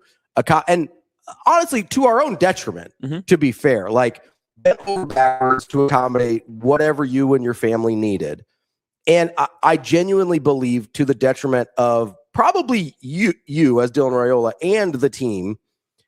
And we were still trying to accommodate that whole time for 2 full years of doing whatever he felt like he needed to be successful. Like that is, and then to just show zero gratitude whatsoever. Like that's an insane thing to me. And I'm just not going to deal with that. Like Scott Frost, like, yes, he didn't win very many football games. And is what it is. Right. But it is the pot shots once he resurfaced down at UCF. It's the stunning lack of self-awareness that he had anything to do with what went wrong here. It's the stunning lack of accountability for, hey, like he's trying to convince us that he didn't even really want to take the job. It's like, well, then don't take it. Right. Like you had that choice. You could have stayed. You could have gone to Florida. You could have gone to UCLA. You could have done anything you wanted. You were the hottest coach in the country that year.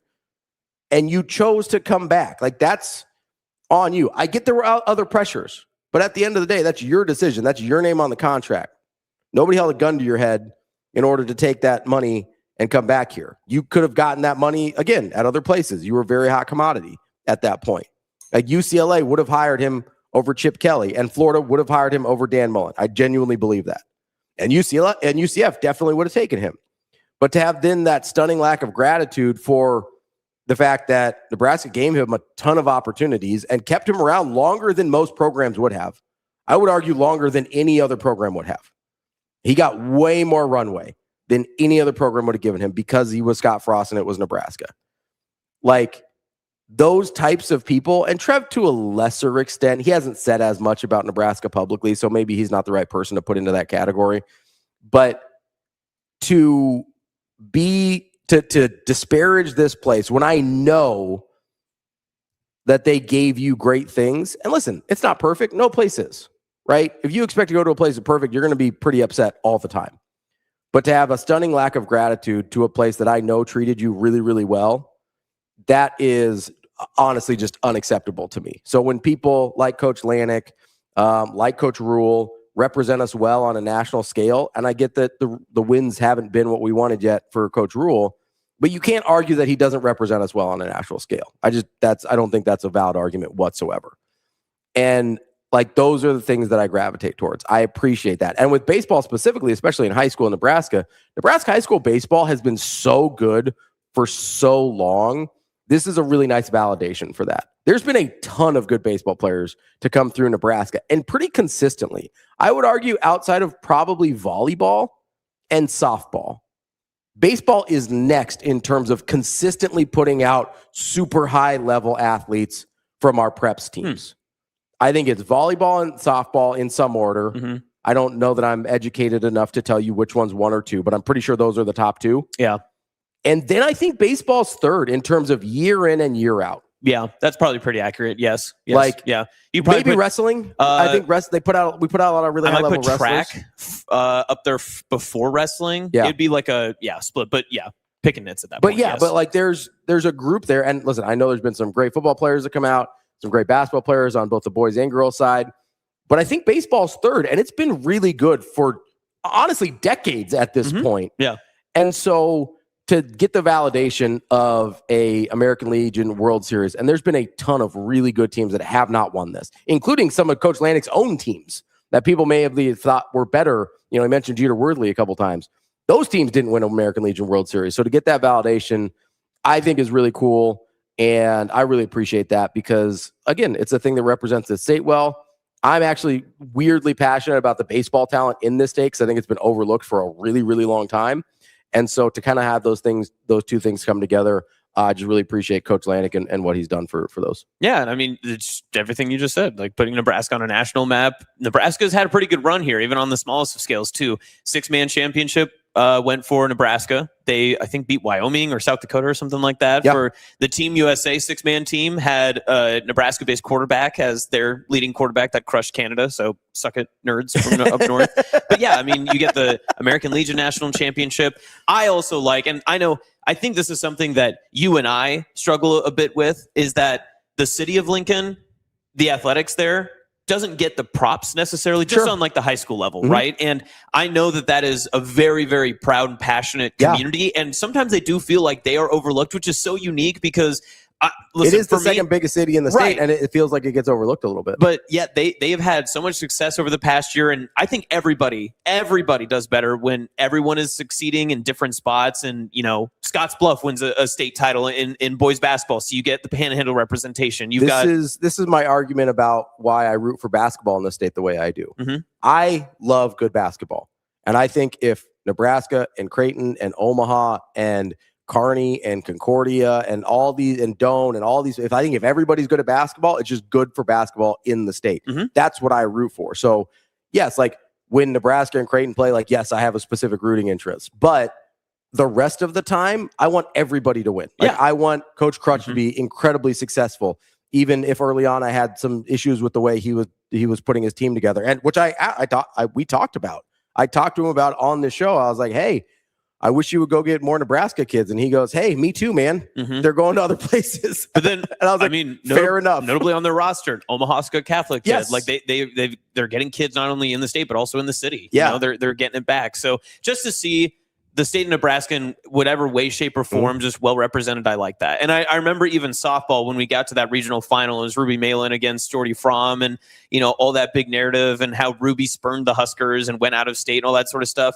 Listen, I know that everybody's recruitment story, this is something we've talked about before. Everybody's recruitment's a little bit different. Everybody's life decisions are a little bit different if they choose to leave. Ruby is still a huge proponent for Nebraska. Yeah, absolutely. And she will always rep the state. And even if it's not wearing scarlet and cream, it's still one of those that she very well is very proud of where she came from. We talked about this with football recruitment, I think last week. It's just not the right fit for everyone. And I have no problems with that. Would I have loved it if Ruby ended up playing for Nebraska? Yes, that would have been super cool. But I also understand when people feel the need to go somewhere else. And do I get a little disappointed? Yes, but that doesn't mean I don't root for them. Like, I would have loved it if Chucky Hepburn and Hunter Salas would have played in state somewhere. Yes. That would have been incredible. And if they would have been able to, if they wanted to come back, because obviously portal opportunities, that sort of stuff. Yeah, absolutely. But I also understand that, maybe Gonzaga was a better fit for him. And I know Wake Forest was a great opportunity for him. And I know Wisconsin was a great opportunity for Chucky. And Louisville was a great opportunity for Chucky. Like, I understand. I'm never going to say to a kid, hey, like, you have to go to Nebraska. Would I love it if they all did? Absolutely. But I'm not going to, I don't know their lives. I don't know their situations. I want them to go to Nebraska. I also understand that's not the right place for everyone. And we talked about being wired a certain way and having the certain mindset for it. It does take a different temperament to be successful as an in-state kid here than it does to go somewhere else. There's a little bit more runway when you're someplace else and you don't have the microscope on you. I talked about, we talk about Caleb sometimes, right? Caleb Benning. I think there's a decent chance with the way the state of the safety room right now, I think there's a decent chance that Caleb ends up being a starting safety this year. Like, if by September 5th, I think there's a decent chance Caleb is your starting safety. This is a kid that I've known could play for years. Yeah. And not just because he's DB's kid. Like, I would have watched that kid and be like, holy cow, like that dude can ball. And I'm even a little impatient understanding how it works. Like, I was like, 2 years ago, as a true freshman, I was like, hey, you should probably get on special teams a little bit. Like, what's going on here? Last year, I was like, hey, why isn't Caleb in the game? Like, we're struggling at these positions. Like, let's get Caleb some run here. And now finally you've got new DC, you've got new safeties coaches, you've got new eyes on it. But more importantly, Caleb's been in the program for a couple years, right? And he would probably tell you as a true freshman, he wasn't ready when I was trying to get him to get out there. And maybe he felt he was ready last year, but you've got this opportunity now. But Caleb has the right temperament to be patient and not to listen to idiots like me who are like, why isn't he on the field? You know, like we've seen it with Carter Nelson. People, like, he's an athletic freak of nature. He's a guy that got recruited at the highest level by the best programs in the country. We assume that means he should be ready to play right away. We don't understand that. Maybe he wouldn't have played right away down there either. But if he's a redshirt, those don't exist anymore, but at the time, redshirt sophomore at Georgia, and he gets on the field, we're like, oh man, Carter Nelson, let's go. But now we're like, we've been waiting 3 years. Where's Carter Nelson? Right. Yeah. But it's because we're in it, right? It's just so much different. And again, to Carter Nelson's credit, to Caleb Benning's credit, to a bunch of the in-state guys' credit, they seem to be wired a certain way to say, hey, I can see this through. I can be patient. I can wait and get to the other side of this. But not everybody's like that, and I don't blame them for it. And who knows? Like, there's other places, like Nate Borkacher, for example. I understand, I don't know how accurate this is, that Texas A&M offered that man a bag. Right. And listen, I'm never going to judge a guy for being like, hey, I could change the trajectory of my life by making this decision. I get it.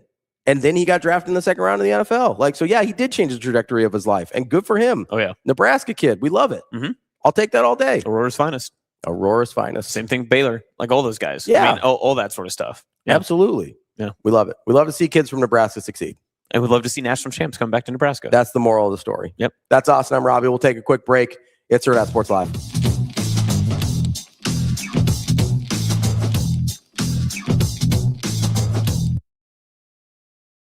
Players Era is investing mid-seven figures in NIL for women's sports in 2026, and Nebraska volleyball is a part of that. Players Era hosts its first volleyball showcase in Las Vegas at T-Mobile Arena on August 29th and 30th, where the Huskers will face UNLV and then Texas. What's even more incredible is that number 1 Nebraska versus number 2 Texas will be on Fox for the entire nation to watch. Women's sports continue to grow, and it's because of the investment like Players Era is making. This will be the biggest year for women's college volleyball, and the Huskers will take center stage in Las Vegas to start their regular season. You can get an all-tournament pass for as little as around $87. Husker fans, are you making the trip out to Vegas?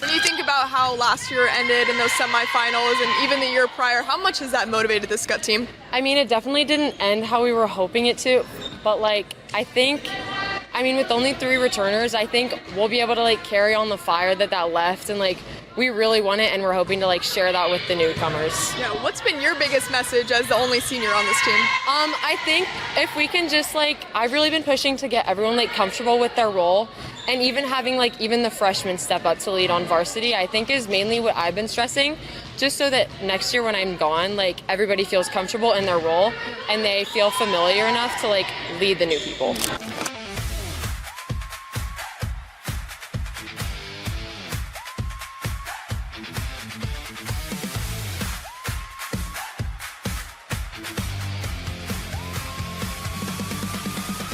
Your schedule is filling up.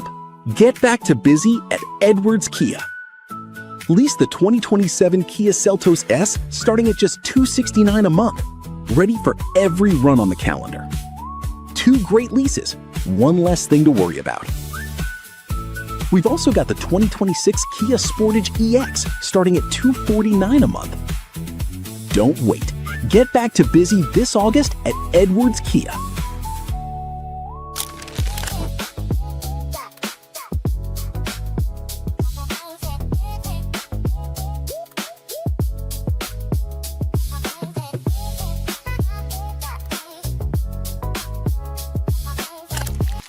Been great to work with as well. He has great balance, first and foremost. I think that shows. He is a heavy-handed individual as well.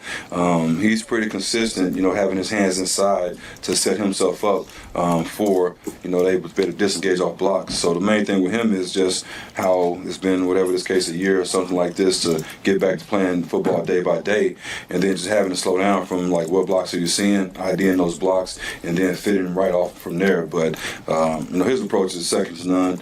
He's definitely there. Early takes care of his body, gets himself ready to roll, has the right questions, asks the proper questions, and then tries to apply coaching to get better, either the next rep and then day by day. But just his balance and overall strength that he has is a real big skill set for him.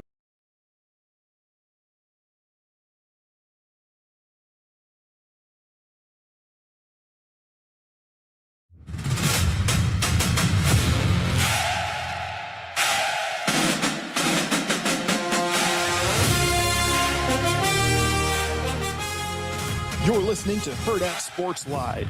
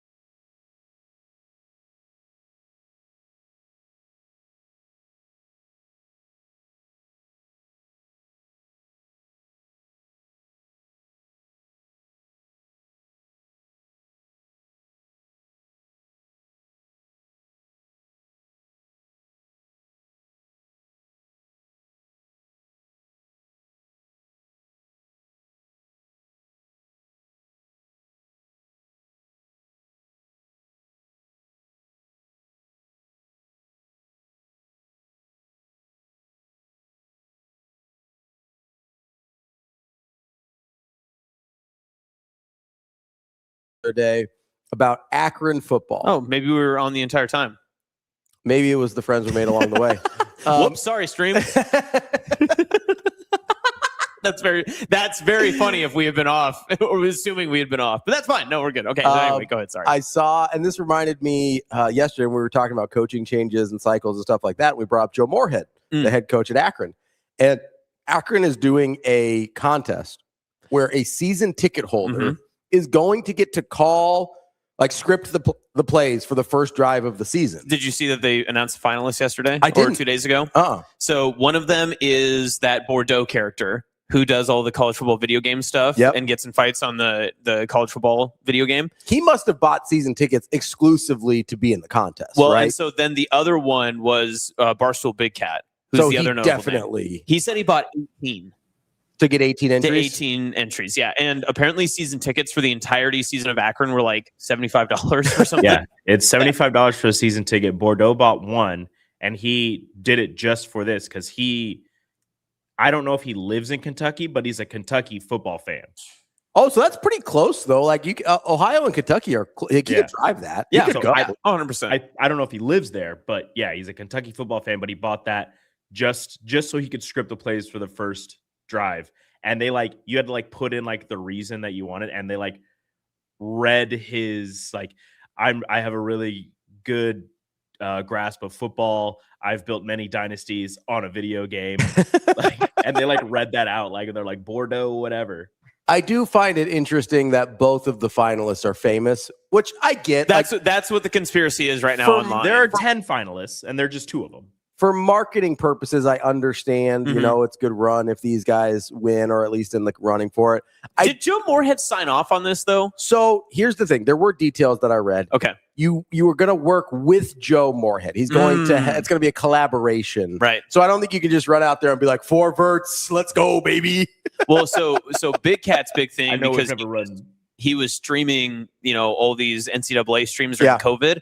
His play is called Shark Wheel. Where he runs a halfback wheel route out of the backfield. And this is like an NCAA 14 bug where you could roll right, and eventually the corner would move off of the running back, and then you could hit it for a big play. So he keeps suggesting, I'm just going to run Shark Wheel. But you can't publicly state your play. That's just not a good strategy. People will figure that out. Absolutely. Yeah. You can't, because then you can plan for it. Yeah.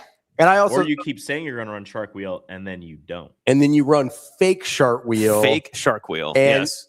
And are Akron's margins good enough for them to be giving away plays like this?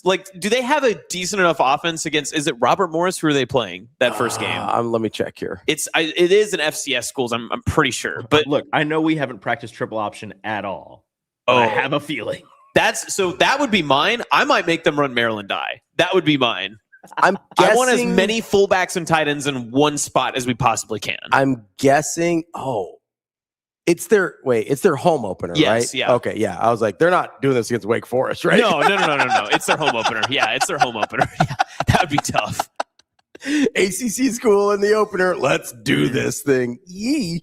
Do you remember last year when you and Damon had the Akron guy on, and they were like, "What's the goal for the Nebraska game?" He just goes, "I don't know. Get out of there, survive." Just like the Michigan State guy this year. We were like, "Oh, what are the highest of expectations?" He goes, "Man, winning 6 games would be real good." He's like, "Really? We're like 4 or 5 is great, but if we made it to a bowl game, that'd be incredible." Yeah. And I was like, "What do you think about the roster?" He's like, "It's not there yet." So that's what's even funnier is that if you get, no matter what season ticket holder it is, if they're famous or if they're an actual Akron guy, whatever, they get into that locker room. They're like, here's what I want to run. Here's what I'm going to suggest they do. And if they watch any of the practices, like, ooh, that ain't good. I don't like how that looks. I'm guessing, since you're working with the head coach here, Joe Moorhead, who I do think is a pretty good offensive mind. He's fourth down Bummerooski, amazing Daniel. I do think I'm assuming you have to make call plays from the existing Akron playbook. I don't think you can just go rogue and come up with your own plays. So that's what I'm guessing. There's going to be some constraints on this, but I think this is actually a really great idea. I don't know if it's going to be good for them as a football program, but in terms of marketing, we would not have talked about Akron this year if they had not done this. Yeah, no, it's a great argument for that sake. Barstool Big Cat would not be talking about Akron. No. Unless it was spreads or what's something the like other that. guy's name? Bordeaux. Yeah. I don't know who these streamers are. I know these are. I could say Tate McRae was a season ticket holder, and you'd be like, "Oh, what?" That is a singer. I know that now because because of the chat. Thank you, chat. Because of the group chat, the whole team office group chat. I did not. I wish Big X the Plug was calling plays. I That's what I want. 100% did not know that was a person. What if this is a great chance for Tupac to come back? So what if Akron gets Tupac to call plays? You know Heath in the chat here? I do know Heath in the chat. So he sent me a reel yesterday. Nice. That I found. It was about Tupac, ironically enough.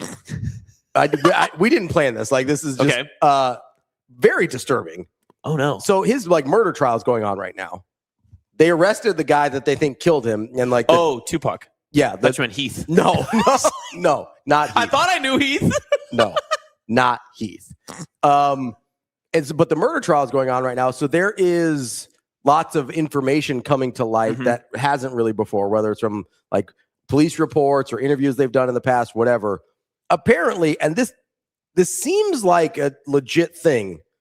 Apparently that a lot of his friends, including, and Suge Knight was there, but he did not partake. Okay. Apparently his friends smoked some of his ashes. This has come to light in evidence for the trial, which I have a couple questions. Is that number one? Is that respectful? So or that's why Suge Knight didn't want to do it. He felt it was disrespectful, but Yeah. I think they were trying to honor him? Question mark. Here's my question though: is smoking somebody's ashes cannibalism? No, because you're not eating. No, right? but you're ingesting. Hold on, what is cannibalism? What is the definition of cannibalism? Should I look this up on my? I would go incognito mode on this one. No, it's too late. See, I was going to say, Ravi, that was really cool until you said it might be cannibalism. Cannibalism is the act of one individual consuming all or part of another of the same species as food. So, okay, so it's not cannibalism. Okay, because not food. Yeah, but still pretty upsetting. It's smokabilism.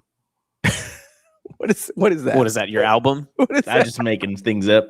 But apparently Suge Knight, this came to light in the trial. Apparently Suge Knight paid the. I hate to say it, I find that incredibly disrespectful. I'm with Suge Knight. That's not on many things, but unless you put that, that's that might be the first time. I stand with Suge Knight. That might be the first time anybody's uttered that sentence in a while. But no. So apparently, this also came to light. Suge Knight paid the crematorium. Is that the place where you get cremated? I don't know if that's what it's called. He paid the guy at the crematorium $1.2 million to do it immediately at Tupac's mother's wishes. She wanted to make sure nothing happened to the body. So they're like, hey, we want this dude cremated right now. Yeah, Suge said it was because Tupac's mother wanted that. It's because Suge wanted that because he didn't want any evidence tying him to the crime. I'm just saying. And then he said, all my homies smoke this, but I won't. Yeah, exactly. To make himself look good. Yeah, or because he felt bad. Maybe he had Suge Knight does not smoker's remorse. So he wasn't about to hit that. I don't know Suge Knight has a lot of remorse. I don't know. I stand with Suge Knight. Tiger Shark Diver. I think that's Vanilla Ice you're thinking of, not Eminem. The guy that got held off the balcony. I think that's a Vanilla Ice story. Different white rapper. Isn't that Michael Jackson? Dangled the baby? Different thing. Okay. Whole different He thing. didn't dangle the baby. He was holding the baby so the crowd could see. And almost dropped him. Yeah, he's like, hey guys, look at my baby. Oh, he was excited. Oh, snap. And this baby was. He's got sure hands. He's a sure-handed ball carrier. I've never seen Michael Jackson fumble. Exactly. All right, so we've got. I'm just saying. I don't know why we got on Tupac there. That was you just randomly brought him up and it made me think of that. That's on me. Anyway, I thought it was all eyes on me. Tupac's Oh, good wow. one, Shane. We got to Good go one, to break. That's Damn. a great. I can't say anything else. Nice job, Shane. Play the music. It's 3 days in a row. Pour out a Shane. little liquor.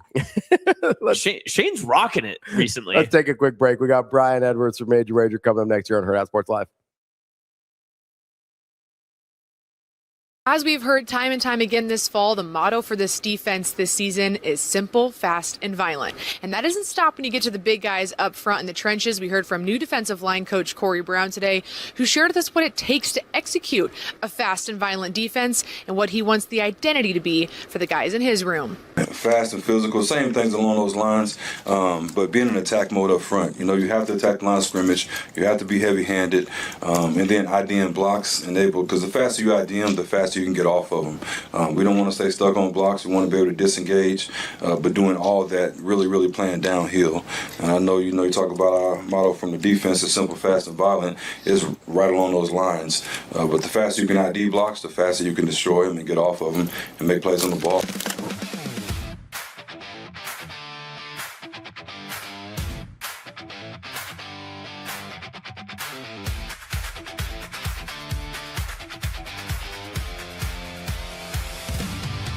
Your schedule is filling up.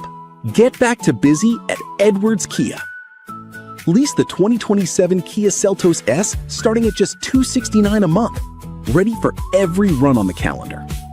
2 great leases, 1 less thing to worry about. We've also got the 2026 Kia Sportage EX starting at $249 a month. Don't wait.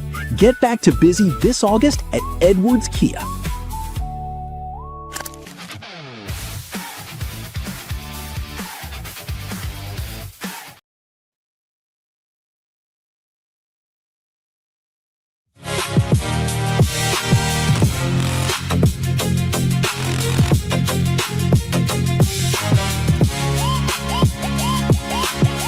You're listening to Hurrdat Sports Live. Welcome back, Hurrdat Sports Live. That's Austin. I'm Ravi here at Hurrdat Sports HQ. We are joined now by Brock Edwards from Major Wager. We got that again, Brian. Okay. There we go. Bye, Brian. We'll try that again. I think we might have to go phone with Brian again. He was ready for it though. He was. Shane, He's Shane prepared. said he's got doubled up. I appreciate. Gosh, I wonder what it is. Yeah, I don't know. I have no idea. It is kind of nice that it's on our end, but I do feel bad when it's not on ours because we got the team that can. Yeah, then we can't fix it. There he is. B, how we doing?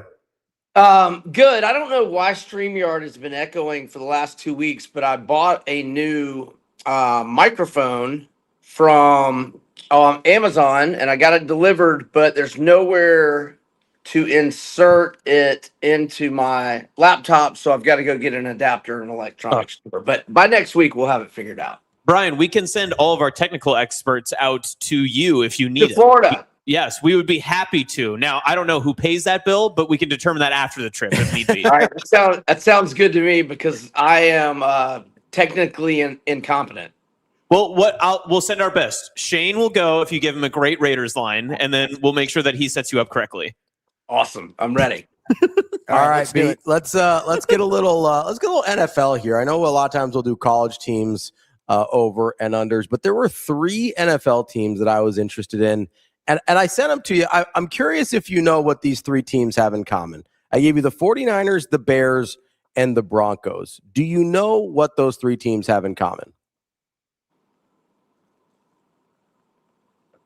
No.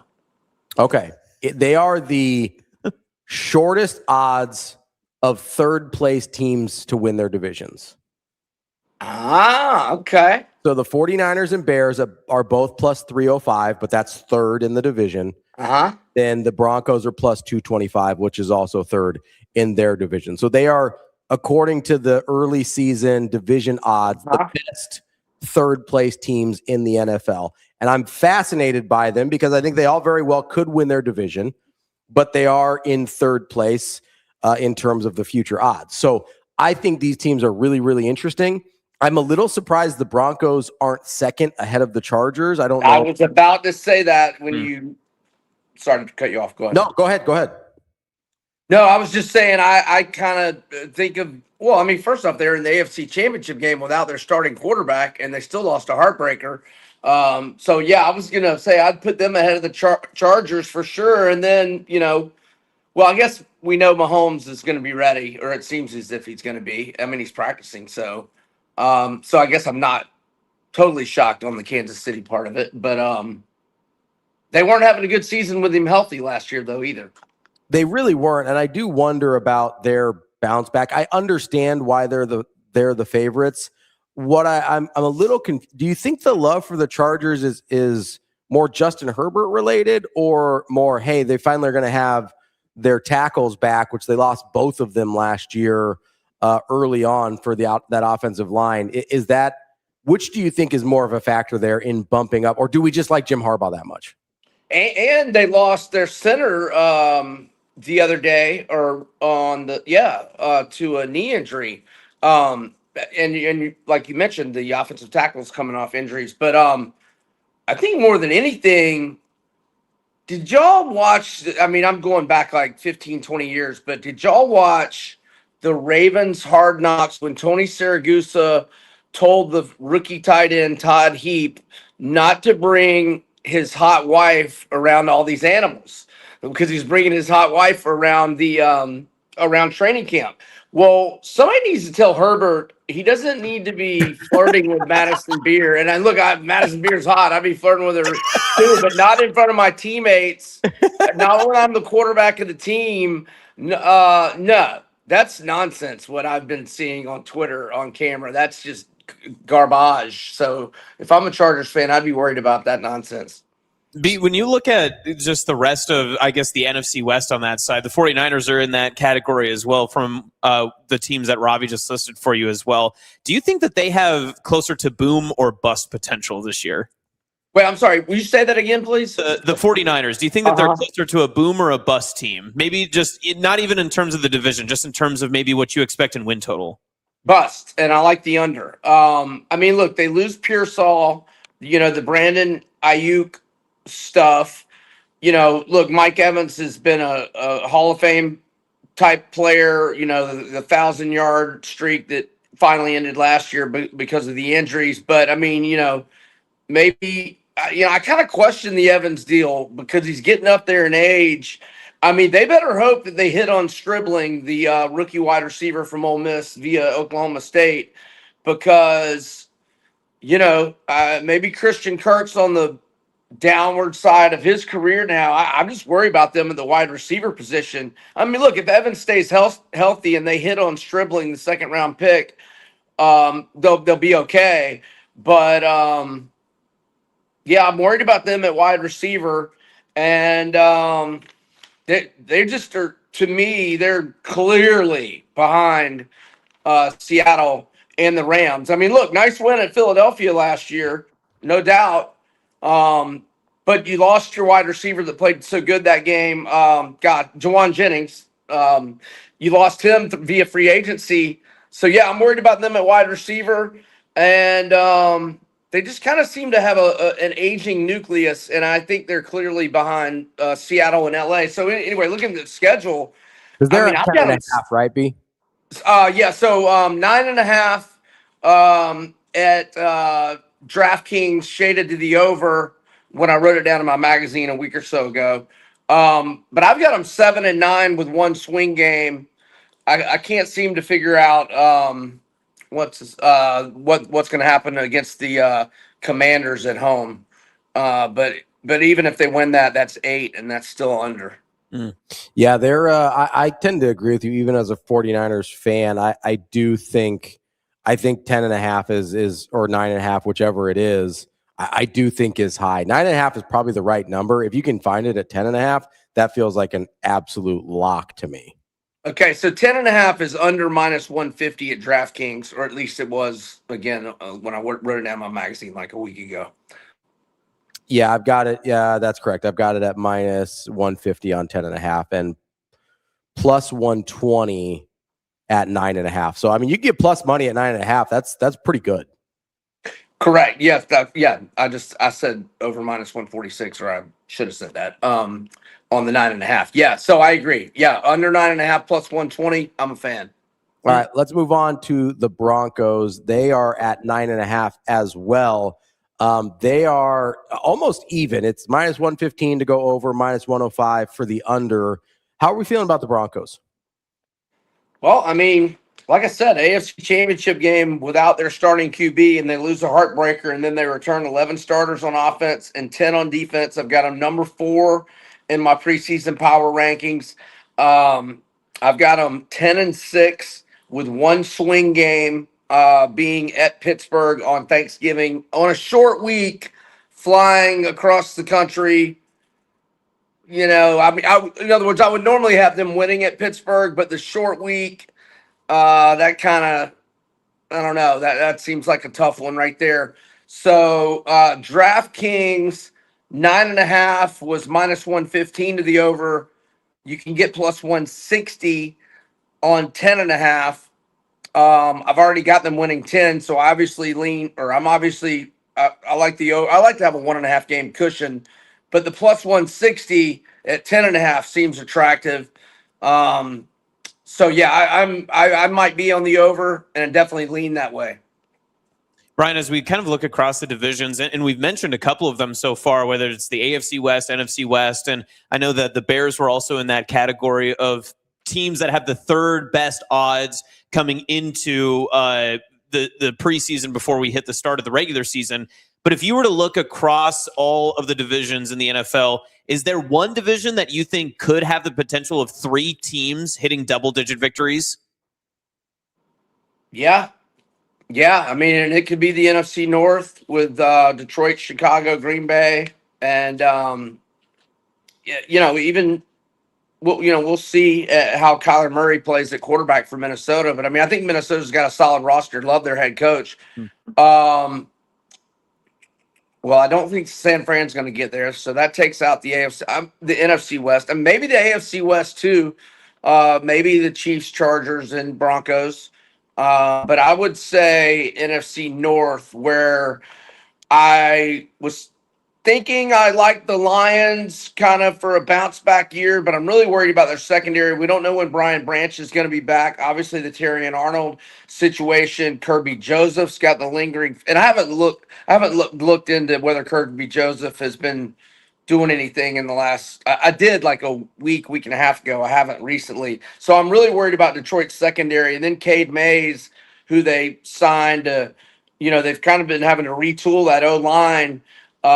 Certainly Ragnow obviously retiring, and then the offensive tackle's name, who I'm blanking on, who left in free agency. So they're kind of rebuilding the O line, and Cade Mays was a big free agent signing, and now he's out. He's out a while. I think he's going to be back like mid-season. So I'm kind of, not so sure about Detroit now. So I kind of think that division's really up in the air. But Chicago's got some injury issues as well. They lose Kobe Bryant probably for the season earlier this month. B, as you look at the teams, whether it's the 3 teams that I gave you or any other team that you're looking at in terms of division odds, you've got a bunch of teams kind of in that 500 range. You only have a couple that are longer odds than that. I think it's the Jets. It might actually just be the Jets, which it's a little funny. Is there anyone else you look at and go, hey, that's a team that maybe off the, like the Panthers are plus 310, that division. NFC South always seems up for grabs. AFC South is always sort of just out there. The Colts are at plus 380. Are there any other teams kind of in that 3rd or 4th place where you go, hey, like maybe there's something there? Yeah, I think the Colts are probably worth a shot, especially with Jaden Higgins going down for the Texans at wide receiver. I mean, obviously we know Nico Collins is the number 1 guy there, but Higgins goes down with the ACL the other day, or it might have been yesterday, and it got reported yesterday. I don't know if it was the day before. And then when Tank Dell's still trying to get back from that December 24 injury. Like, I think the Texans are the best team in that division. But Stroud's struggles in the playoffs, or that just god-awful game he played against New England, which I had a lot of money on them because they had the best defense in the NFL. Defense was ready to win a Super Bowl, but Stroud turned it over 100 times that game.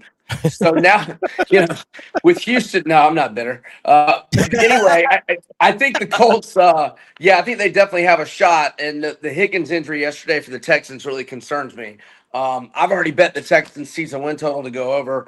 So there's another reason why I'm concerned after yesterday. B, if I told you that I'm thinking about fading the Chiefs, what would you tell me? I'm not against it, but I just, in general, just Patrick Mahomes, especially in a bounce back year, even though we don't really know how healthy he is. But, he wasn't having a good year last year. They weren't having a good year. And look, if he's healthy, which we don't really know how healthy he is right now, but I still think I got to call him the best quarterback in the game. And, so it would just scare me betting against him. But no, I hear you. Like the team, it seems like other than Mahomes and Chris Jones, it seems like everybody else seems like they're getting worse. Right, exactly. Their little dynasty window, which maybe we can say they already had it, but like including Andy Reid, by the way. Like it doesn't seem like Andy Reid has his fastball either, which is all of that. Which is to me the most concerning part because I was a huge Andy Reid fan, still am. Yeah. But as far as being an elite coach, it just seems like it sort of feels like late stage Belichick at this point where it's like we still think he's that guy, but we're not really getting those results. I don't know. There's been a few instances where you're just like, that doesn't look like it used to. Yeah, I agree. Like I would not what I would say is I get your sentiment, I get your thought process. I would just be scared of Patrick Mahomes. That would be what I say. Listen, as a guy that's lost 2 Super Bowls to him, like I don't love betting against Patrick Mahomes. It's not my favorite thing in the world. Sure. But I will say I can get plus money at under 9.5. So I'm starting to because like the difference between 9.5 and 10.5 to me, like if they're good enough to win 10 games, I think they'll win probably 11 or 12. But if they are regressing, I think it's well under 9. And so I'm kind of looking, especially with how good we think that division is. So I'm kind of looking at it and I go, I don't think the Raiders are a freebie anymore, especially if Mendoza is any good. Obviously, we think the Broncos and Chargers are good. I just kind of look at that and I go, like under 9.5 for plus money, I think is really tempting for me, even though I hate betting against Mahomes. I've got them 11-6, but I mean, I don't have a lot of confidence in it. I'm not betting over. Fair enough. B, we appreciate the time as always. Great stuff. And I can't wait to listen to your new headphone setup next week. Yes, I can't wait to have the microphone ready next week, guys. All right, we'll see you later, buddy. Y'all have a good one. That's words from Major Wager. We'll be right back with Mychal Bruntz, Husker 24/7, coming up after this.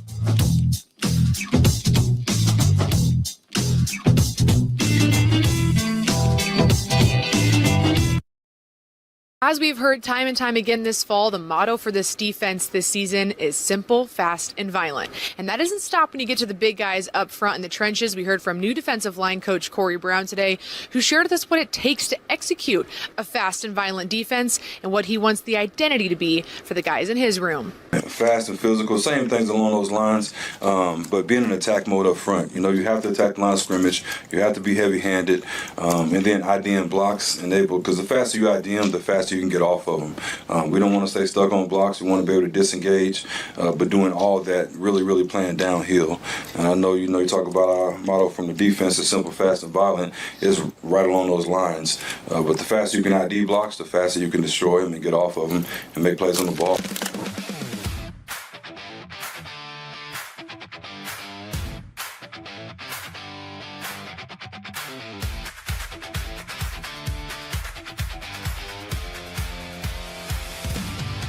Your schedule is filling up. Get back to busy at Edwards Kia. Lease the 2027 Kia Seltos S starting at just $269 a month. Ready for every run on the calendar. 2 great leases, 1 less thing to worry about. We've also got the 2026 Kia Sportage EX starting at $249 a month. Don't wait. Get back to busy this August at Edwards Kia.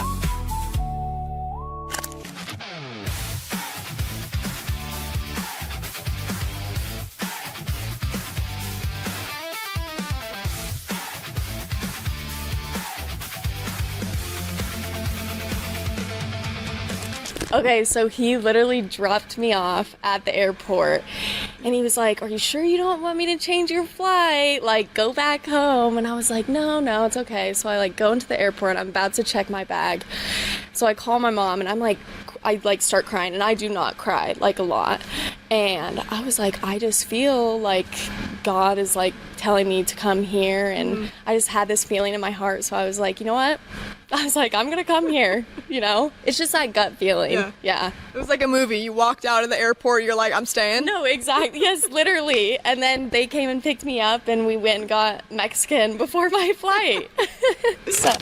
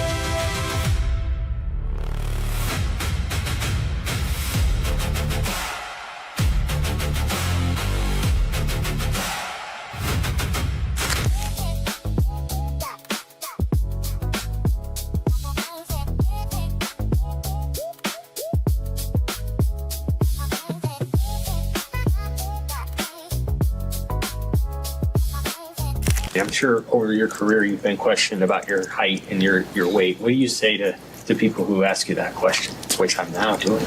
A lion's mentality. Well, you can't measure a lion's heart. So I got a heart of a lion, mentality of a lion. You can't measure that. You can't weigh that.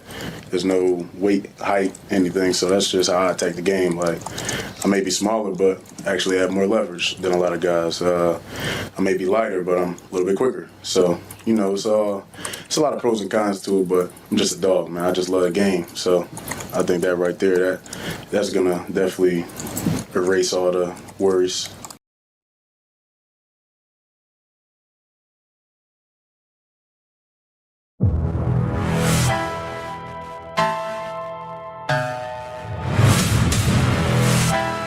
You're listening to Hurrdat Sports Live. Welcome back, Hurrdat Sports Live, presented by Next Gen Male Medical. That's awesome. I'm Ravi here at Hurrdat Sports HQ. Somebody asked in the chat earlier if Hurrdat Sports Bar has good wings. I think it was Tiger Shark Diver. 12 for 12. Yes, terrific that was yesterday's wings. Deal. Yeah. Yep. On Wednesdays, you get great deals on it. Today, I think Thursday. What is Thursday? I think it just showed it was the $9 pizza. I think it's the $9 pizza with a beer with a corn crusher. Yes, yeah. Terrific deal there. But yes, they do have good wings. Tiger Shark Diver, especially if you get them like breaded and crispy, which is the way I like to order them. And listen, I know some people hate on this. I like the boneless wings as well. Boneless wings are good, man. Don't look at me like that. I'm just looking. Don't judge me. I'm not formulating anything. I feel like you're judging. Saucy wings wet? Yeah, saucy wings are definitely wet. That food's actively wet. Actively wet. Yeah. Interesting. I believe we have our guest now, Mychal Bruntz, Husker 24/7, joining us. Bruntz, how we doing today, buddy? Not bad. What's going on? Oh, we're just talking about actively wet food. If you want to get into some gross discussions with us, Bruntz. Yeah, what do you got? Well, this has been an ongoing week-long discussion, so I don't know if you want to seatbelt in for this. He asked me why I didn't like cottage cheese as opposed to like quinoa, and I was like, those are very different foods. Yeah. He disagreed, and he said, what's the difference? I go, well, cottage cheese is actively wet, and that's not typically, especially when there's not like a sauce involved. It's typically not a feature I'm looking for in my food, Bruntz. So actively wet, is there like passively wet? Is that a thing? Yes, like I would consider grease to be a passively wet. Like if you got like grease on like a cheese pizza or something, that's passively wet, which is fine. Cottage cheese is like actively wet though. So sour cream, is that actively wet? 100%. And I'm out on sour cream. I'm out on mayonnaise. I eat on ranch. But I will go along with you on sour cream. What was the other one you said? Mayonnaise. I don't like mayonnaise. Wow. I'm down with cottage cheese. I'm good with cottage cheese. I guess I never really differentiated with the actively wet. That's new to me.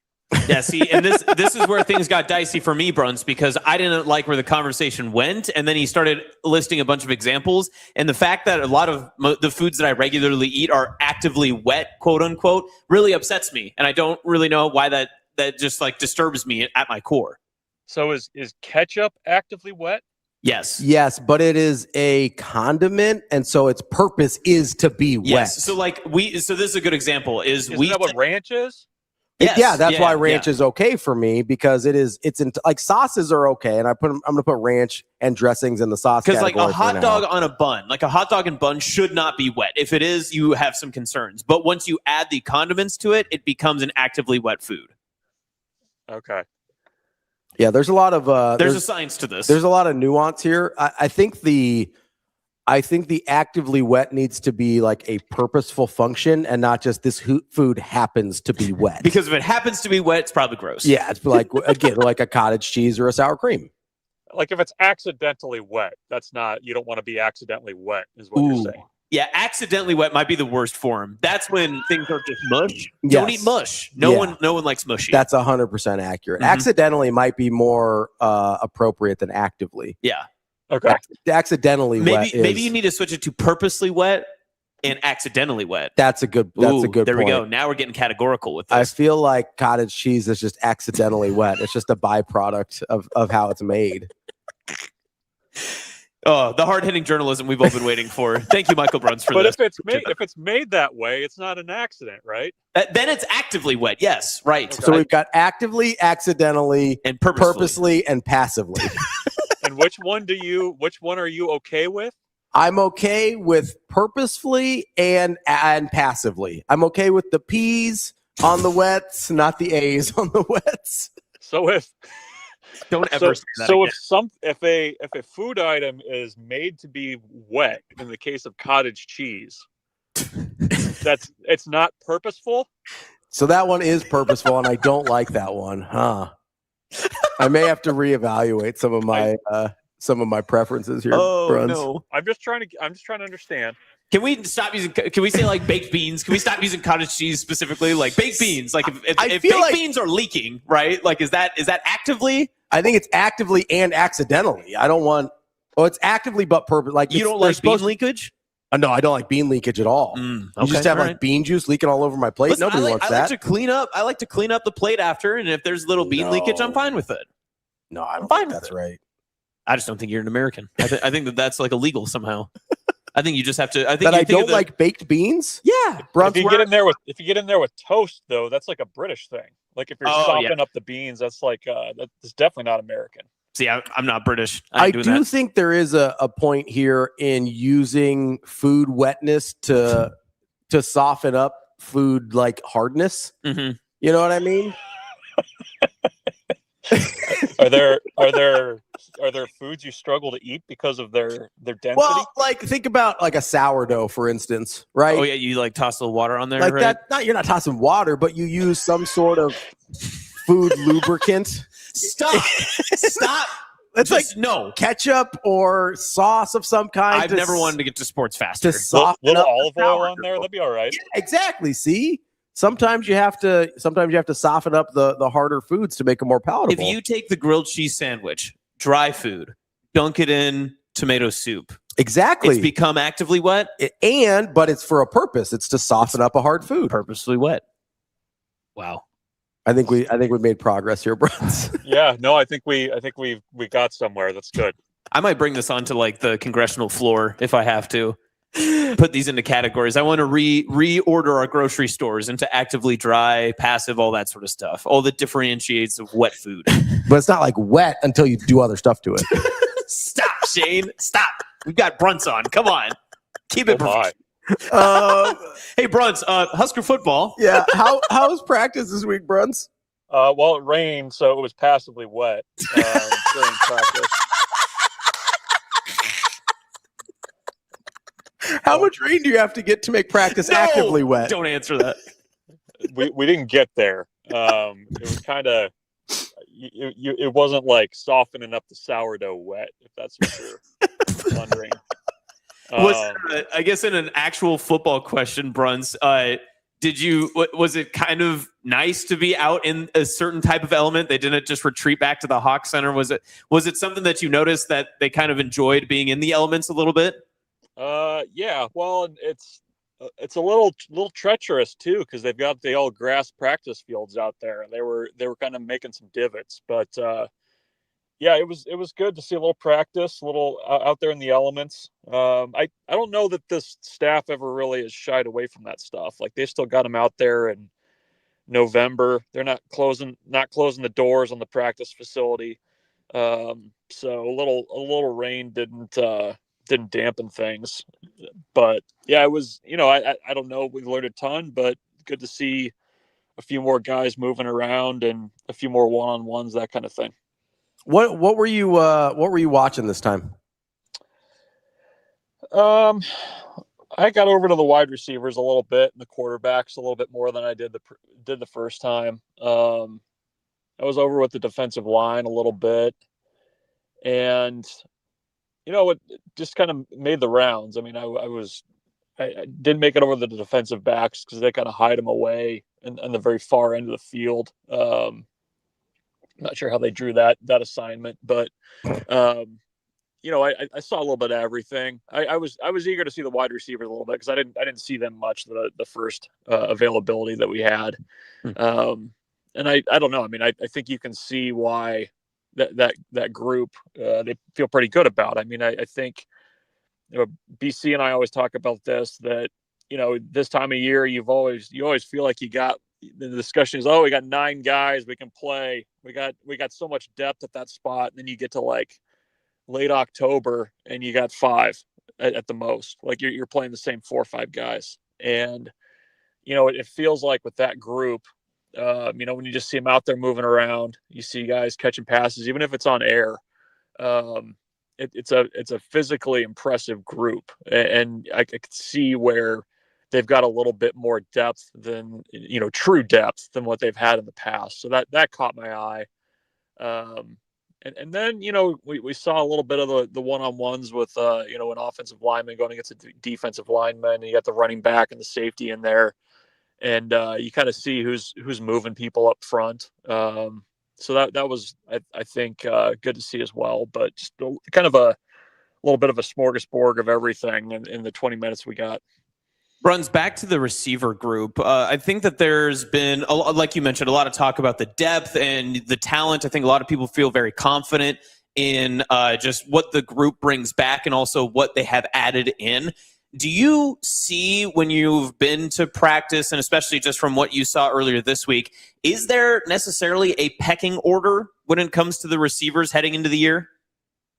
Yeah, I think so. I mean, I think who your top 3 are going to be. I mean, I don't think there's a ton of question there. I think Quinn Clark is right on the tail of those 3 and how he's going to be used. And I don't know. I mean, you guys have been around athletes enough too that there's kind of a switch that gets flipped at some point in guys' careers when they feel like maybe they're playing with a little bit more confidence. They've arrived a little bit more. And Quinn Clark just kind of carries himself differently than I remember seeing. Like he's, the experience that he had towards the end of last season, I think the spring that he had, he's just kind of carrying himself as a different player. And I don't know if it's also, the coaching staff not being particularly shy about the confidence that they have and how they're going to use him and what he can do. But I mean, I do think that, your top group's going to be Hunter, Barney, and Gilmer. But I think Quinn Clark's going to be right there. I think they feel okay about Cortez Mills going in there. And, even guys that, like a Nayland Scott, who I don't think you're really going to have to count on this year. I mean, he looks pretty polished for a freshman wide receiver. So, I think that picture looks pretty good with where they're at right now. And again, I mean, we'll see. I mean, you get into October, you have to start traveling. You have to start making decisions about who travels and who doesn't. We'll see who makes the cut. But I mean, it looks like a more deep group as we sit here in August than maybe what I remember the last couple of years. Bruntz, when you're at these things, and we get very limited access in terms of the amount of time, the stuff we get to see. probably the largest section of practice we ever get to see is the last couple of years when they've done the fan open practice sort of fundraiser deal. But you're at these things and you see a guy that no one is talking about, that has not ever been discussed in a depth chart or anything like that, and you're just like, I kind of like him. Like, does that ever strike you? And you're just like, maybe I don't know what I'm watching, but like this guy kind of looks good. Yeah, I mean, I think there's always guys like that. It tends to be younger guys that haven't been around the program a ton, guys that you haven't kind of formed a thought on or an opinion on. I don't know what this is going to look. Or if you're asking for a guy that maybe has fallen into that. If you feel comfortable, I don't want to put you on the spot. No, I do. I'll be on the spot. That drill where you've got the defensive player going up against a blocker, an offensive player, and kind of you've got to stand him up. You've got to do your assignment and kind of muck things up a little bit. I don't know what this picture is going to look like long term, but I've noticed that in the 2 open practice periods that even though he is, I think, probably weighs less than what he's listed, is moving to a new position for the first time. I've been impressed with Jeremiah Jones in the one-on-ones that I've seen. Like I think he's, he was going against linemen this time. Before it was he was matched up against tight ends that I saw, and he definitely looks light. I don't know what role they could carve out for him this year, but it feels like he's an instinctive player. He's a long levered player. I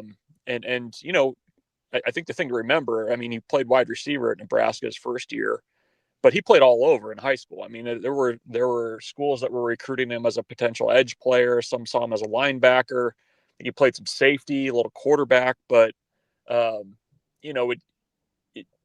aside from just being a little bit thinner than the guys at his position group, he hasn't really looked out of position when I've watched him. So he catches my eye, and we'll see where that goes. But that's a guy I would probably put in that category you're talking about. Is that the same with Jeremiah Jones that you mentioned a little bit about Quinn Clark? Is it just guys that are good athletes, just kind of getting comfortable, whether it's at a new position or just getting comfortable in where they're at? Is there other guys that are kind of sticking out to you, or maybe it's just those two notably that are growing into just being that superb athlete that is making it difficult for the coaching staff to say, hey, we can't afford to not have them on the field? Yeah, I mean, I think with Clark, like, you're just kind of, I was looking for him because I hadn't seen him much this preseason. And given the conversation around him, I was kind of curious to see how he looked. I off the cuff, I don't know that there's anybody else that, really kind of falls into that. I mean, like defensive line, you're kind of over there looking at like, okay, they want to get 6 on the interior. Like, who are those potential 6 guys? I mean, Tyson Terry, I think, looks like a guy that's been on campus for a couple of years, and we'll see what that kind of looks like once they get into the season. But I mean, he's got to be a guy that you're, thinking might be in that 6. Sulla Fotu is another guy that has been around the program for a long time, has battled injuries, played in the bowl game quite a bit. Is he going to factor in that 6? I mean, he looks the best he's probably looked during his time at Nebraska. So, that's kind of where you're at now in camp, is when coaches start talking about, we need this many guys, or we're trying to get to 8 on the offensive line. We're trying to get to, 6 on the interior, 10 across the defensive line. Like, you're kind of putting guys in boxes now and kind of seeing where guys fit. And I think Terry and LaFotu are 2 that I kind of caught my eye as potential, rotational pieces at that defensive tackle spot. There's a guy that I noticed first last year. He got on the field a little bit, and that I think has a shot this year. Did you get to see Jordan Ochoa at all? Yeah, a little bit. Any thoughts there, or just kind of melted in with the rest of the mix? I mean, I get it. I mean, he looks good. I think he's probably in the group of guys at that edge spot. But yeah, I mean, he was a guy they were looking at really closely. what was it, last fall, I guess. There was quite a bit of discussion around him. We'll see. I mean, if that group too, and kind of how guys fall into that rotation is going to be interesting, because it's kind of categorized as a new spot in this defense. You're going to need to do a lot of different things, but I know that there was a lot of intrigue around him because of, just kind of how he'd come along. I know he's a good worker, but we'll see if he can get in that mix for sure. That's our guy, Mychal Bruntz, Husker 24/7. Bruntz, appreciate the time as always, and you indulging our nonsense. We will talk to you next week. Yep, I'm not passively indulging it, guys. So actively and purposefully. Thank you, yes. Bruntz. Appreciate that. See you guys. That is Mychal Bruntz, Husker 24/7. We knew he had a heart out at 9:25. We were still like, we have to ask. We got hard-hitting questions. We got to spend 10 minutes talking about wet food. I'm just glad. Honestly, it's a great start to every guest. Yeah. How wet do you like your food, Coach Hoiberg? I wasn't. You should have asked him. I'm mad you didn't. Well, after Ravi went coach, can we ask a little basketball? He goes, sure. We knew. Let's get to basketball. I felt like he was there for business. I didn't feel like he was there for nonsense. So, do you think he had thoughts on the chicken? I'm sure he was confused. I forget the chicken's there a lot of the time. Yeah. Like, it's so used to just like, it's just not, and I kind of look over it. It's not really in my eyesight. It's part of you. Yeah, it's part of the whole setup here. That reminds me, I have new stickers I need to put on my computer. I do like the north here. side one. I noticed that the other day. That was a good addition. You know who else noticed that? What? Coach Lanik. That's how he got that. That's 100% right. Yeah. I wondered. I was like, how does he know Ravi's a Miller North guy? Because you can. So when I go He might listen to the Ravi show. single cam, you Yeah. can see the. You can see the You Mustang. can't see north side, but you can see the Mustang. So mean. So I got that from Principal Behringer the other day when I went up to take my nieces and nephew up to the store to get some clothes because they're starting school. And I might pick a couple things up for me as well. Naturally. But they had some north side stickers. But the guys at the Schick and Nick golf tournament at the Nebraska Synthetic Greens guys, they had a bunch of Schick and Nick drop stickers. Oh. And I think From they're- last year, right? Yeah, I think they're in my wallet. Because they're little. And so I wanted to put them on my, I hope they're still good. Would they melt? No, they're good. Look at that. Yeah, we've got Disaster. Those almost look like temporary tattoos. They do kind of look like that. We've got Disaster. We've got I'm Gonna Run to the Bathroom. I'm gonna run to the bathroom. We've got Hot Dogs has nothing on it. Nothing. And we've got all the sports. So I think you got to do all the sports. I was going to put them all on there. I feel like you got to do all the sports up here over the north side. Yeah, because Miller North is good at all the sports. You sure about that? Most of them. Okay. I mean, I thought you were bat and ball school. Well, we are. That's our primary focus right now. But listen, we've recently become a basketball school. We've pretty good at basketball last. Coach's softball poll comes out today. Oh, or tomorrow, yeah. apparently. So Coach's poll for football. Miller North is number 3. That might be a little high. We'll see. I think there's a chance this year. They've got some talent. We'll see how it comes together. Obviously, there's like a clear top 2 and then kind of a little bit of a gap there. But we'll see where Miller North slots in. Good softball. Very good. Very good softball. Baseball, state champs. Basketball has been good. Yep. Football, we're trending in the right direction. Yeah. It's good at all the sports. That's what we do. All the sports. All the sports for the Mustangs. So we'll have to put some stickers on the new stickers, new Schick and Nick stickers. I'm happy for I you, feel man. like I'm we're- just happy Miller North's doing well. I feel like Schick and Nick and I are very close friends now. You are. You hung out till 9:30. We talked for a while. I That's talked to good. both of them for a while. Yeah, and it's good. Not to brag, I do have both of their personal phone numbers now. Are you going to start a group chat? Start sending Instagram reels to them? I'm not. We're not there yet. We're not in the One day. Yeah, we're not in the DB realm yet with like we're just sending reels back and forth. I know. Austin, that is are you still trying to keep it professional? With what? Oh, speak of the devil, he just With texted me. was it Chick? You have his number? I have Nick's number. Yes, I'm keeping it professional there. I do not have Schick's. Schick, I keep telling him, I'm like, hey, here's my number if you need it. And he just sends me emails, which is fine. That's fine. That's cool. Strictly professional relationship. Yeah. But really, we only work together once a year for the live show. So, he doesn't really need me too much. Just when he comes here. Speaking of the devil, DB just texted me. I was like, whoa. Tupac?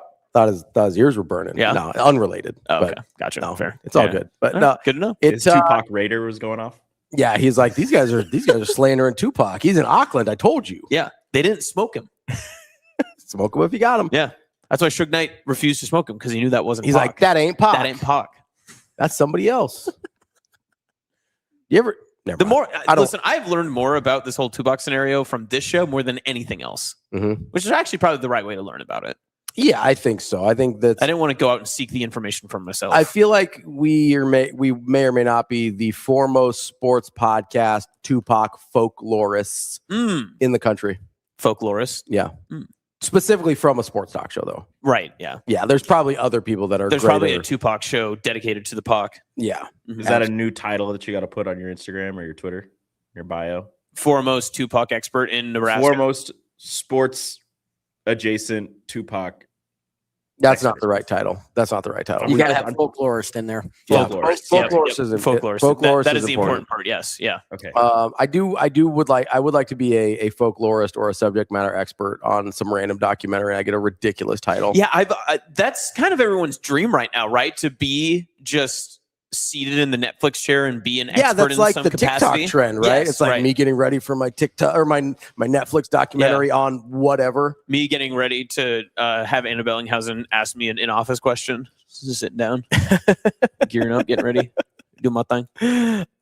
Me getting ready for Anna Bellinghausen to tell me to use Grammarly. Just not you.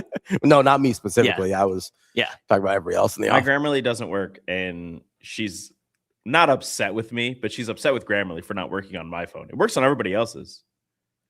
There's always one phone that's just not working. Yeah. Like my phone, the case is too big, so we want to use these wireless mics now. We can't use them because my phone case is too big.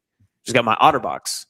I didn't realize not everybody gets OtterBoxes. I love my OtterBox. No, mine's not an OtterBox. It's I've never cracked this phone screen before. Yeah, I've never had a cracked phone. I mean, knock on wood, I haven't either. But this is a nice case, but it's not an OtterBox. I used to do the OtterBox. They were very clunky. They've gotten better. Yeah, they used to be very real thick. Yeah, they used to be like thick with 3 C's. Mhm. Like they were that much thick. Well, they were meant for people who would put the phone not in their pocket but on their waistband, which rocks. When I see those guys are dangerous. They're meant for people who do almost that all and then New Balance. Yes. Yeah. Yeah, where you have it on your waistband, but then it like falls off, and then you run over it with a truck, and then it's like OtterBox protected it. OtterBox protected me. I'm good. I think I stopped buying OtterBoxes at one point because I dropped my phone on my foot, and it hurt. It hurt a lot. I thought I broke my foot, and I was like, "It's a bit aggressive." OtterBox is doing more damage to me than I am to the phone. I think I can back off. Wow, I'm surprised that's where your thought went. The protection. I would think opposite. I would say, wow, my phone is really protected. I did, but I was like, I think I might be overdoing it. I think I'm overshooting it. The protection is now becoming my own harm.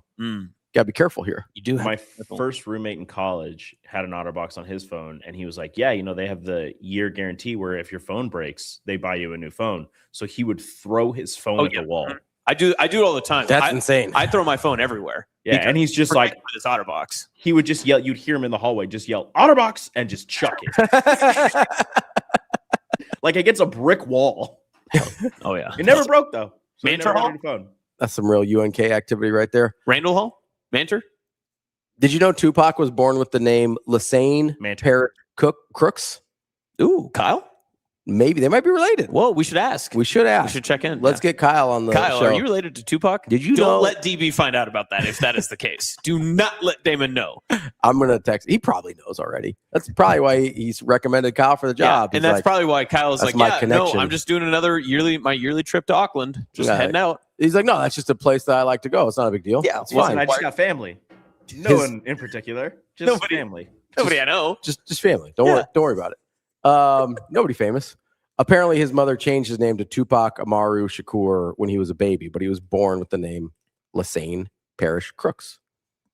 That's why we never made the connection with Kyle before. I feel like we need to ask some hard-hitting questions. Both lyrically very good.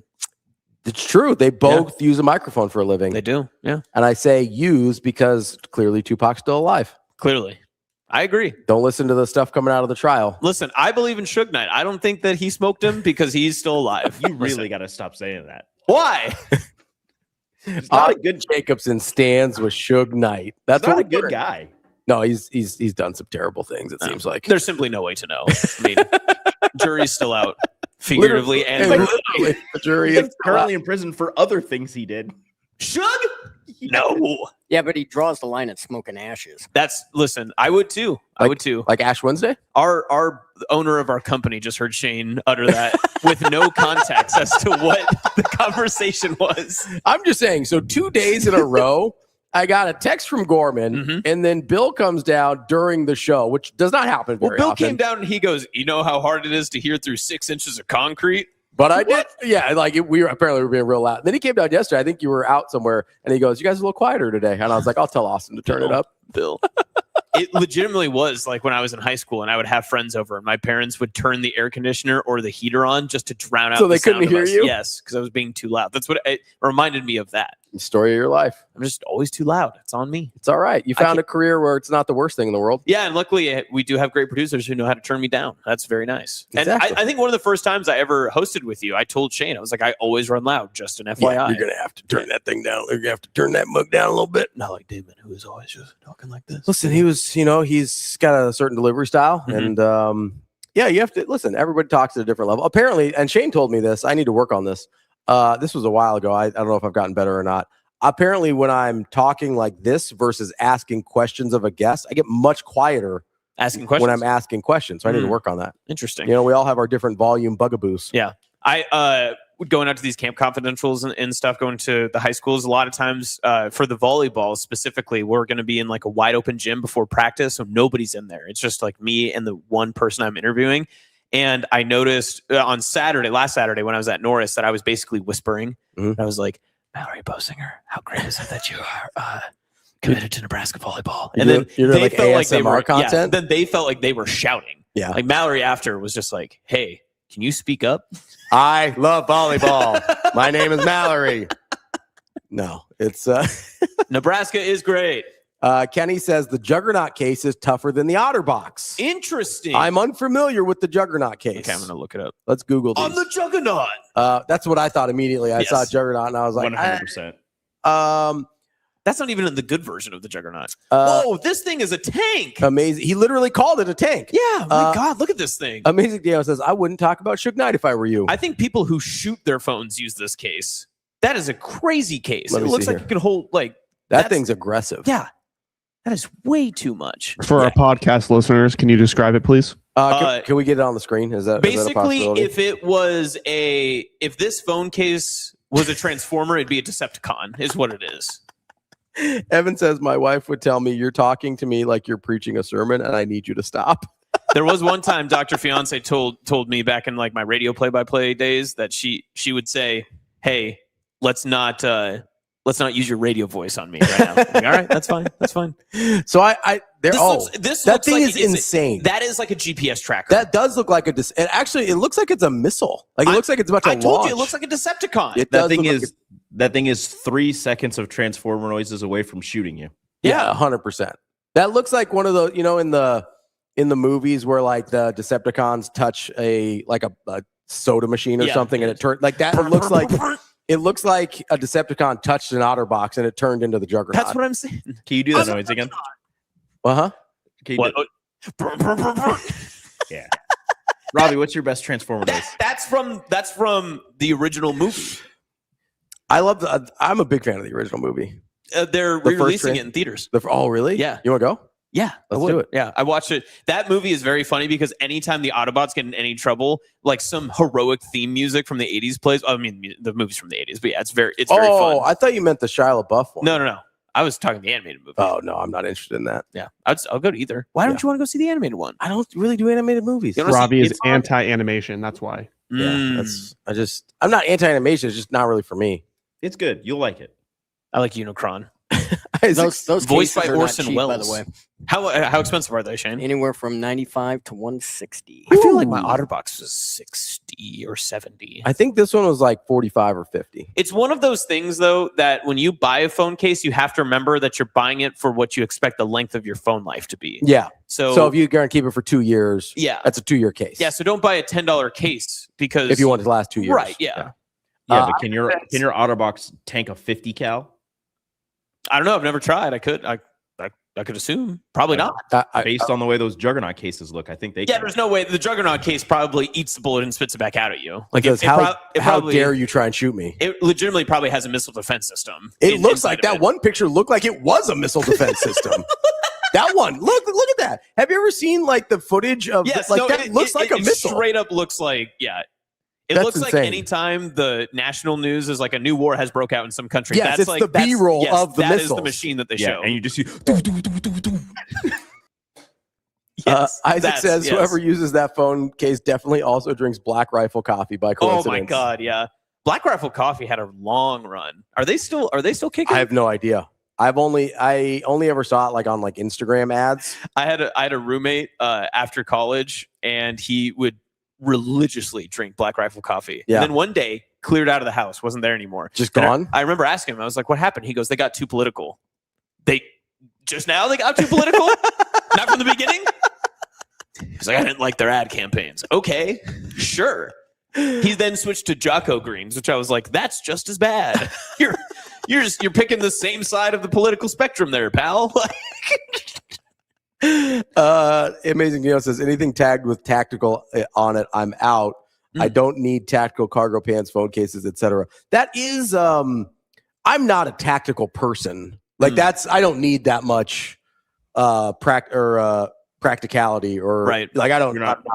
You're not passively tactical. Yeah, I'm not like tacticaling anything. You know, like I'm just that's not part of my lifestyle. Yeah. I understand it is for some people. They're like, oh, I got these tactical shoes. It's like I don't need those. I think one of my brothers is still a doomsday prepper. I know he had a phase. I think he might still be in that, but he is definitely tactical. That's so cool. Yeah, well, sure. Does he have a bunker? I don't know. I'm going to plead the Jane Daniels on that because I don't know. I'm just saying, if you're a doomsday prepper and you don't have a bunker, you're an amateur. Right. Like I feel like that's the first move. Listen, Can I meet your brother? No. Well, I mean, we will at the wedding, right? Yeah, if we're lucky. Maybe he'll be prepping. You never know. I I can't make it. It's a is bad that time the of one in year. Alaska? Yeah.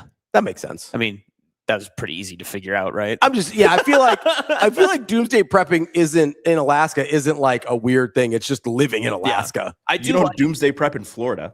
The old Doomsday Prepper show rocked because they had a rating system at the end of each episode. And then those Doomsday Preppers would be super offended by whatever they said. They'd be like, yeah, your water filtration system isn't up to snuff. You could only live for 50 years. We're looking for 100. 5.2. And the guy's like, I don't know what else you want me to do. He's like, I'm 60. I'll be dead in 50 years regardless. What do I care? I made some cuts. I had a budget.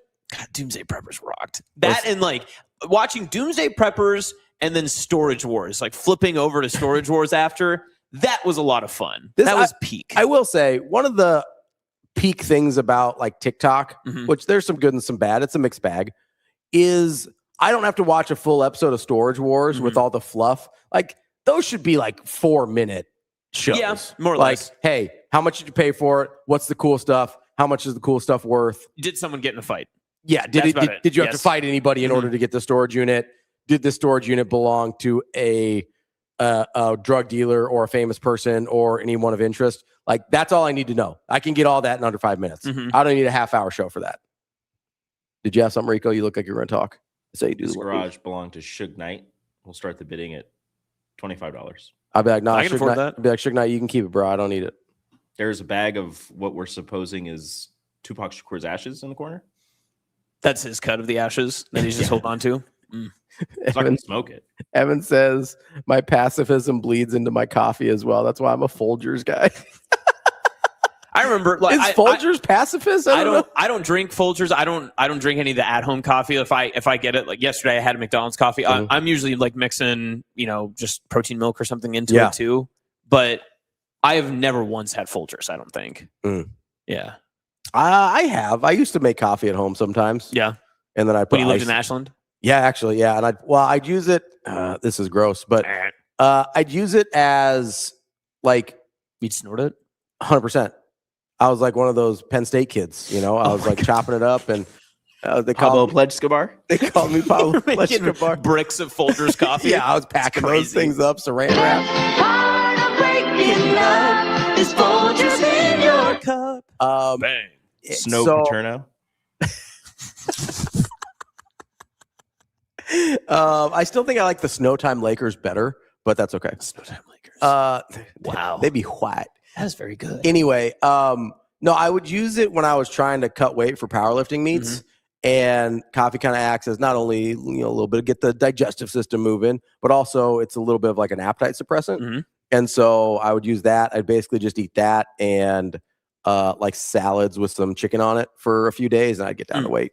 So that's really my only experience with Folgers coffee, is using it basically as a diuretic.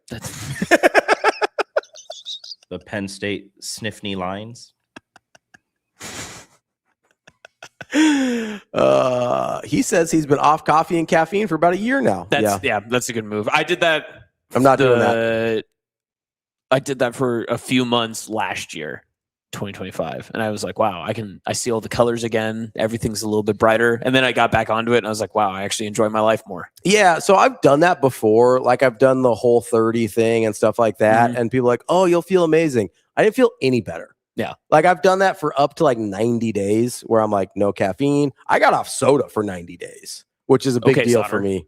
And I'm just like, I don't feel any better. Why would I deprive myself of something I like? Yeah. That is relatively inexpensive. And not hurting you, really, And, like, truthfully. Yeah, like not a big deal. Right. It's not like I'm an alcoholic or a Coke addict or your family's whatever. not sitting you down being like, hey, there's a couple too many diet sodas in there. Have you seen, speaking of TikTok, there's a guy that is addicted to soda. Goes through like thousands of dollars of soda. I don't a week. understand. What job does he have? This is what I think about the doomsday preppers, the people that are addicted to whatever, soda or whatever, the coupon people that just stock up on everything. Coupon people are good. And the people that have like 18 kids. I'm like, what do you do for a living? Rico, what do you do for a living? I work here. I only have 3 kids. What does your wife do for a living? She works at Acres. Okay. She only has 3 kids. Good talk. That was Good a talk, really long pause for that.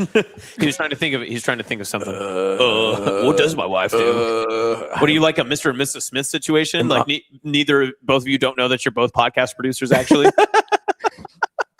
She disappears. I don't know. People recognize her in stores. Yeah. It's weird. That's I don't know. People walk the other way when they see her. I don't know.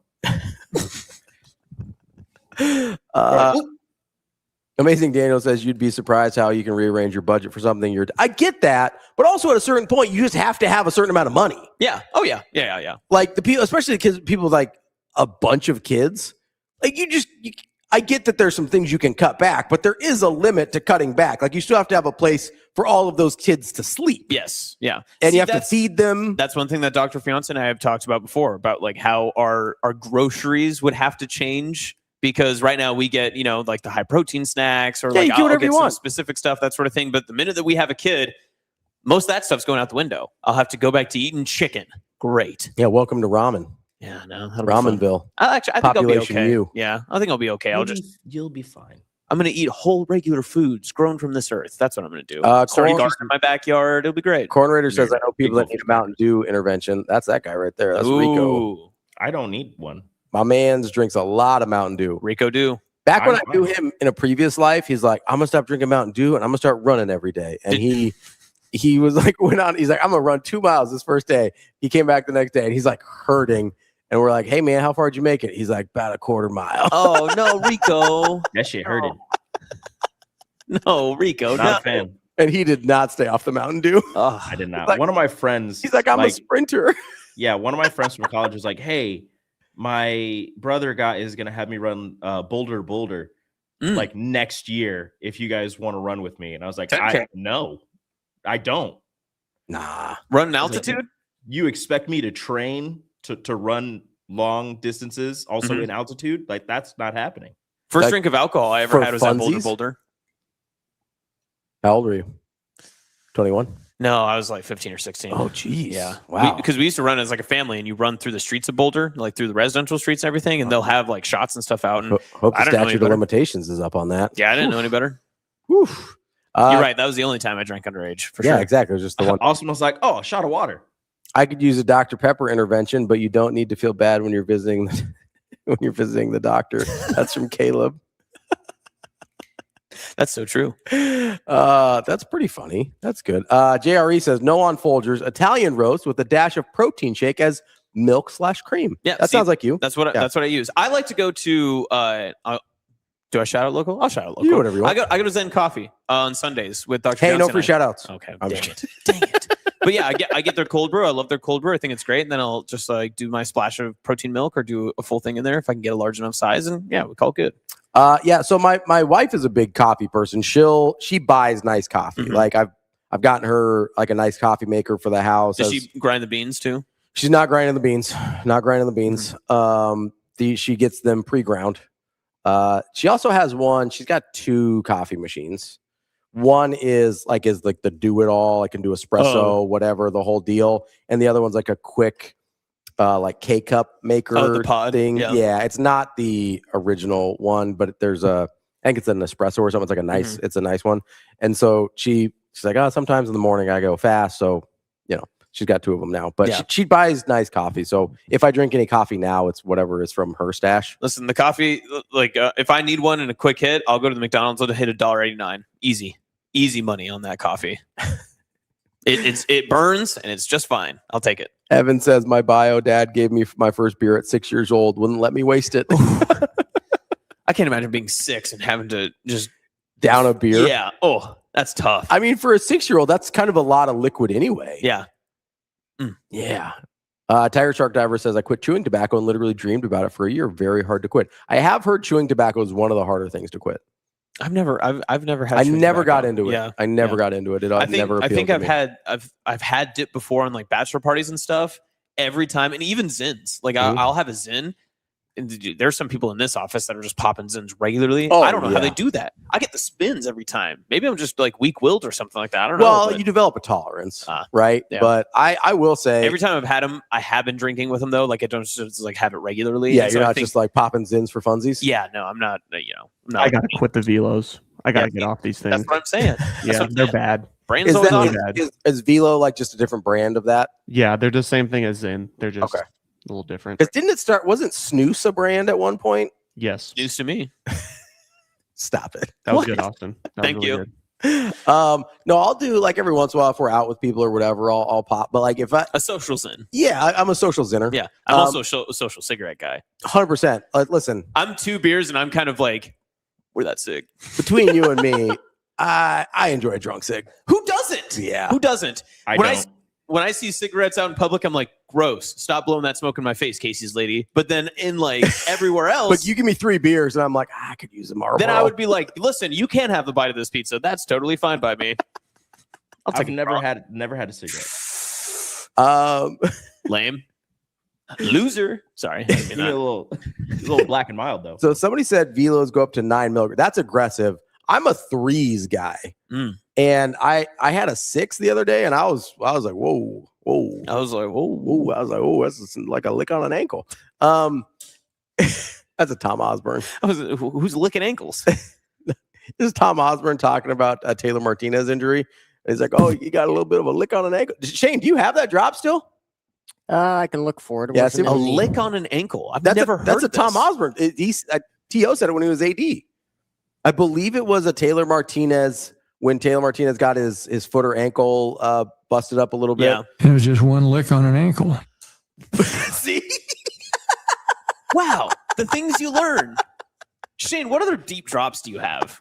Do you have any other what's a just hit me with one. Just a random. This is a big deal. I think that was a remix. That's a fun one. I do like that. I don't think that's one. an original. I think that's a remix. I do like that. Do you have I was like, whoa. I was like a whoa. I thought, whoa. T.O. drops. Yeah, Corn, I'm with you. I'm a 3 guy. I can't remember what brand it is, but there are some people. That I know people have done that are doing 15s, which is just so aggressive. Yeah, that's a lot. I tried a 6 and I was like, oh, I know of people that do 15s. I'm sure I'll be fine going from a 3 to a 6.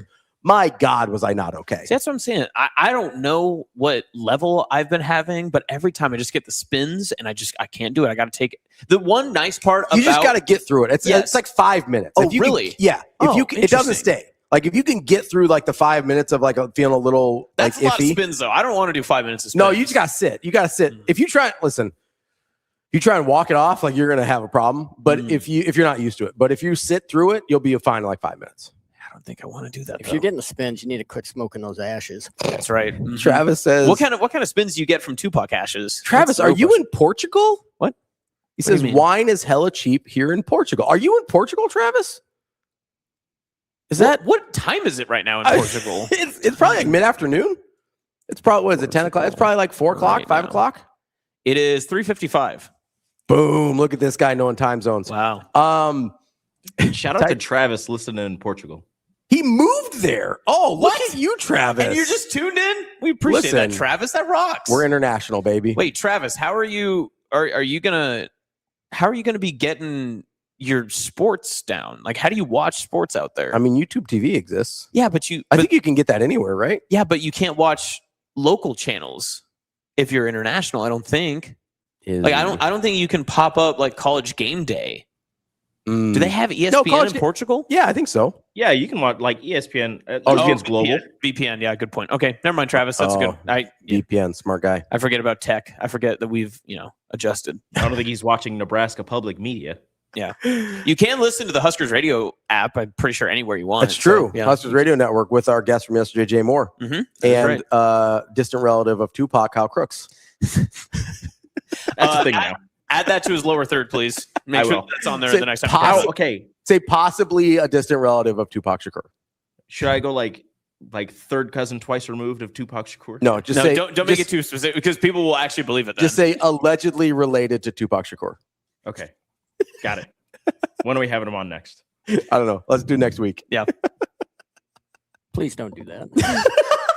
Shane, this doesn't affect you at all. Quit being scared. It's fine. Kyle likes us. Shane, what are you afraid of? What are you scared of? You afraid Tupac's gonna come up and be like, I'm not related to Kyle Crooks. Is that what you're afraid of? Can you imagine if that's what brings Tupac out? Yeah, he's like, listen, I am not related to the play-by-play voice for the Huskers. That is too far. Can you imagine the impressions? That must be like when I don't think Suge would like it. No, he'd be thrilled. He's like, this is why I didn't smoke it. Yep, bang. Exactly. Travis says late kickoffs are brutal. Yeah, I'd imagine. Oh yeah. Pac-12 That's in the morning. Yeah, Pac-12 after dark is going to be like Pac-12 with the sun, like sunrise. Oh yeah. Pac-12 with a cappuccino. My brother that's in Alaska has told me that Husker games for him when they have the 11 a.m. kickoff, he's just like, yeah, I'll just watch the post game essentially.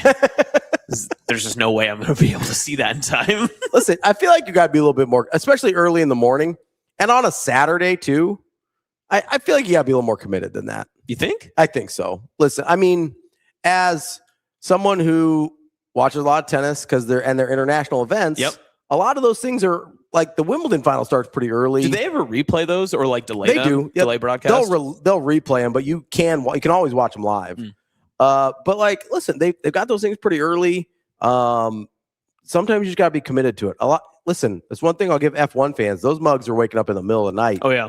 They'd be like, let's watch some F1. And I'm like, it's 1 o'clock in the morning, brother. And they're like, we don't care. The race is on. I was like, the F1 people are just extremely committed. That's a different breed of people. Is the popularity in terms of like the casuals like waning a little bit? Because on it seemed F1? Oh yeah, ever since Drive to Survive, they have not kept up. I would say it seemed like there was a real surge like 2021 through maybe 2024. It seems like it's sort of come back to earth a little bit. Well, I don't think this is a direct correlation, but when they had such a great documentary and such a great series and everything, and then I'm pretty sure that production crew then did Full Swing. Yeah, they did the golf one. Yeah, I think which was not as popular. I think people just pivoted to golf. You think so? I actually think people really like Full Swing. Yeah, I think so because I think that they like the production of it. I think that's why a lot of people got into F1 was because how interesting the storylines were. Like that, there was a direct correlation between Drive to Survive and the popularity of F1 exploding, but I didn't know if Full Swing had that same effect on golf. Well, but that was the thing. I do remember that coming out, and they were like the same company or the same crew that produced Drive to Survive. Oh, Caleb, are they coming out with another one? With Drive to Survive 2? Well, I mean, there's more than one season. I think there's 2 or 3 seasons already. They should Fast and Furious that and just say Drive to Survive. And then do 2 Drive to Survive. Driving. The Drive and the Survive. Driving to Surviving. Drive and Survive. And then The Drive. And then The Survive. No, then it's Drive Survive. And then it's The Fate of the Survivors. The Fate of the Drive. The Fate of the Survive. The F1 movie was good. I thought Yeah, a little bit F1. I should watch F1, and I was like, Oh, the Brad Pitt one? Yeah. yeah, I did was like that good. movie a lot. I still haven't seen. I need to go back and. It watch was that. very good. I've missed out on a couple of big movies from last year. I still haven't seen One Battle After Another too. I need to go get that. Oh, QB1 Ace. I'm a big Bob Lazar guy. I don't know why that came up. Maybe it's just documentaries. He's one of the foremost, I would say, proponents of the extraterrestrial like cover up of from the Him and government. Spielberg, man. Yeah, exactly.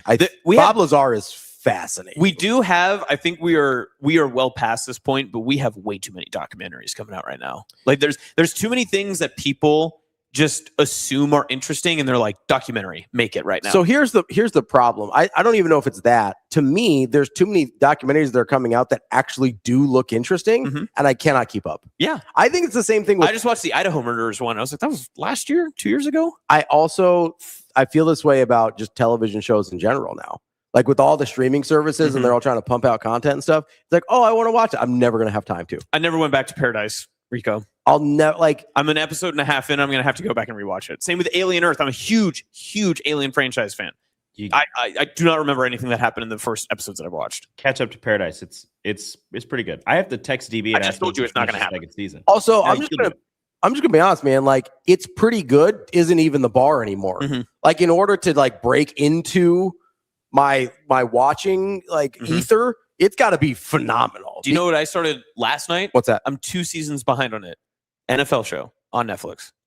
Oh, the QB one. Yeah, I watched Quarterback. I'm on the Jared Goff season. I'm not even from last season. So like that's the newest edition, the one that makes the most sense to watch. I wanted to watch Jared Goff instead. That's the one. That's one that did not make the cut for me. I watched the first season. I was like, oh, that's pretty good. Way too much other stuff out there. Yeah, the receiver one was a bit much. Yeah, there's way too much stuff out there. George Kittle being like, my life's really cool. Okay, George. I'll be like, yeah, must be great. it seems like it is. Congrats, man. Like, what else do we got here? You know? No, I feel like the bar for the things that I watch now has to be really high because there's just way too much content. And a lot of the things seem really interesting. Like there's a new, the guy that made The Last Dance is making a Novak Djokovic documentary that comes out pretty soon. And I'm like, oh, that seems really interesting. I don't know if I'm ever going to watch it. Right. The Last Dance was obviously phenomenal. And he's done a couple other, I think he did like the Andre the Giant documentary. Like he's really good at this. And so as much as anything, I want to watch it because he's like is really compelling at these sports documentaries and stuff. I just don't even know if I'm going to have time. Every 4 years, let's just have like a COVID week where we don't have the disease, but we all just stay indoors and do nothing. So we just get caught up. Everybody catch up. We basically in our jobs have like 2 months out of the year that I feel like I can actually watch television because the rest of the time I just have to consume sports for the most part. Yeah. Like I'm sneaking in episodes of Survivor. That's the best I can do. You can do like maybe one show in season. Yeah. Right. But between football and basketball, like you just do not have time. And then we're super busy basically through March, April with basketball stuff. And then you've got May, you could probably sneak some stuff in. June with College World Series, you don't have a lot of time. July is sort of your sweet spot. And then by August, you're in like full football mode. So it's like May and July. Yeah. Sort of. And like parts of June. So it's like 2.5 months. And there's way too much stuff to cram into 2 months worth of, like, I'm struggling right now just to watch the new episodes of Ted Lasso, like to keep up on those. Yeah. I'm not going to lie. Saturday mornings, sometimes I do, move away from the college football pregame shows and that sort of stuff. If I wake up at like 7:45, I have a movie that I know I'm ready to get to and I've been wanting to watch. Yeah. I'll turn it on at 8 a.m. And I'll just start watching that because I know that I can still get the last hour of some of the game day stuff, some of the big noon kickoff. I can watch actually things that maybe are prevalent for the day, like injury reports, that sort of stuff. And then I can settle in for football for the rest of the day. But I struggle sometimes because I really like movies. I want to try to get caught up in them. I love but movies. It's the hardest time because you don't want to miss something late on a Saturday night. You can't watch it during the middle of the day, and then you still have all the other things you need to do for your weekend As like a person. Yes, Yeah, you, just you like as need a to human be being. like an active human as well. Yeah, it's again, and I get this is a very first world problem in terms of like, 100%. oh no, we have to watch too much sports, but it does. There's a lot of things I feel like I miss out on. You have to be very intentional of like, oh, I can go see this movie right now, or I can watch this movie. You like have to really schedule any sort of entertainment outside of sports to watch. Oh, he's mad at us. Oh no, poor Ravi and Austin have to watch sports for work. Meanwhile, my wife is arguing with me about putting Love Island on instead of Cubs baseball. I struggle with this all the time. Listen, this is where you got to get the second TV. You can watch Cubs baseball on mute. Yeah, like it's not like you can just have it. You should know what's happening. Yeah, it should be pretty easy to figure out. Like baseball is pretty easy to watch. Like Yeah. you can figure out what's going on. I'll say that about most sports. Like it's pretty easy to figure out what's going on in most sports. See, Portugal Travis says once October rolls around, you have midweek action and fun belt Exactly. games. I mean, Yeah. you get to October and listen. Don't forget, then college basketball creeps into the end of October. That's what I was just going to say. November, Travis says, Love Island and Cubs baseball are both trash TV. That's good.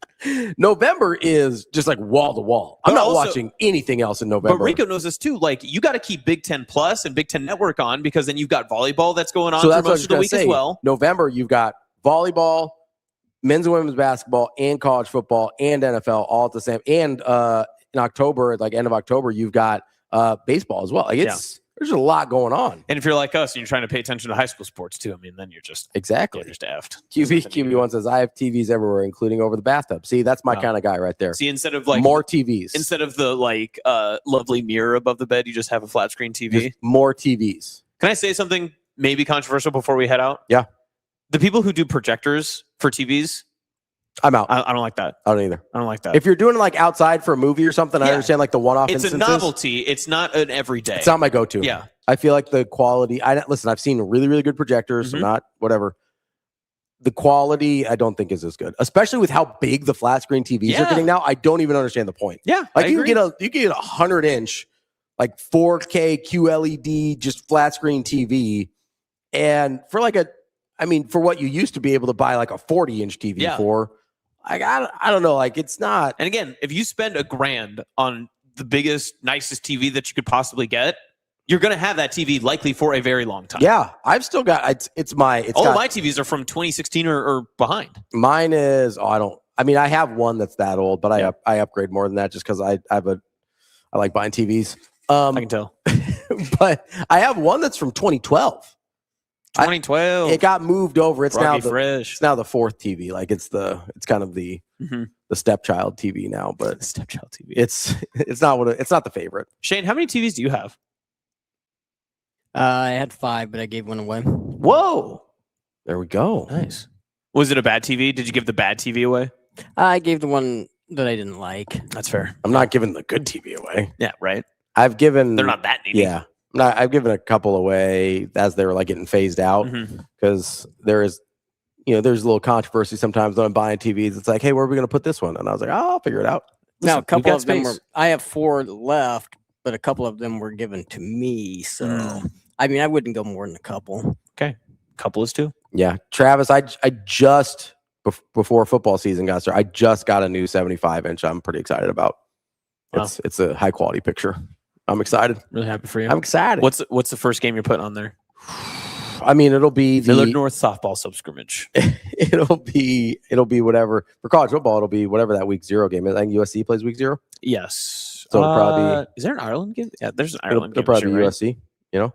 Oh, he's got one in the garage and in the backyard. I'm not a Listen, a garage TV, I'm for. I know you're just going to say that you weren't, but it's not that I'm against it. It's I don't spend my time in the garage that way. okay. So But my wife has also basically given me free reign of the basement. So I don't know why I would need Yeah, you both don't need the basement garage then. and I don't have kids to be like, oh, this is the kids' TV. Right. You know what I mean? North Carolina, TCU, NC State, Virginia, Alabama, A&M, and Howard. So 2 teams you'll see at the end of November in SEC play. Hawaii, Stanford, Memphis, UNLV, San Jose State at USC. Okay. I'll probably tune in for USC. North Carolina at North TCU Carolina, is not TCU, bad. yeah, and that's the 11 a.m. Yeah. NC State, Virginia is actually That's a good game. Actually, a good game. That's a and good game. Probably legitimately impactful for that conference. It very well could be. Yes. Yeah. Very well could be. That's all the sports we have for today. Corn Raider says TVs that last forever are annoying. Will you break already so I can buy a better one? Very true, Corn Raider. Very true. Yeah, Yes. That's the problem I have with my TVs. I can't justify getting rid of them because they're still working. And Yeah. I definitely need to upgrade and update them, You but do. because they still work, I don't have the means to discard them. You need to get that 4K mug up in there. I like to find deals on TVs and then convince my wife that we should just give our old TVs to her sisters. That's a good idea. Then you seem charitable. Exactly. I keep telling Morgan we need a new TV because we watch a bunch of movies and sports, and she goes, "The one we have works right now." And I'm very tempted to just break it and be like, "We need a new TV." Oh no, it broke. The power cord went missing. Dang Also, it. like working and optimal are not the same. Like just It was because good for its time. like the technology changes on TVs fast enough that you can legitimately make an argument like, hey, if it's 5 years old, like we got a problem here. Yeah, it's like Deshaun Watson. Once in the day it was good, but now it's bad. Now it's trash. And a bad human. Problematic. Exactly. That's the show for today. That's a great way to finish. That's Austin. Sports. I'm Ravi. We will be back tomorrow to wrap up your week on Hurrdat Sports Live. I don't know. We have. Do you want to do college football quarterback draft tomorrow? Let's do it next week. I didn't give. Wow. Well, we got to get listeners in. We got to get listeners in. Oh, that's right. We don't have time to get listeners All right, in. all right. We're going to do it on week 1 of high school football? Yeah. Okay. All right. You'll be fine. All right. I'm gonna end up picking someone crazy. You're like, Chase Grove, Gretna East. Oh shoot. You're like, can I draft and stash Trey Taylor? Is that a thing? Can I do that for the future? That's awesome. I'm Ravi. We'll be back tomorrow. Hurrdat Sports Live. See you. Have a good day. Love you.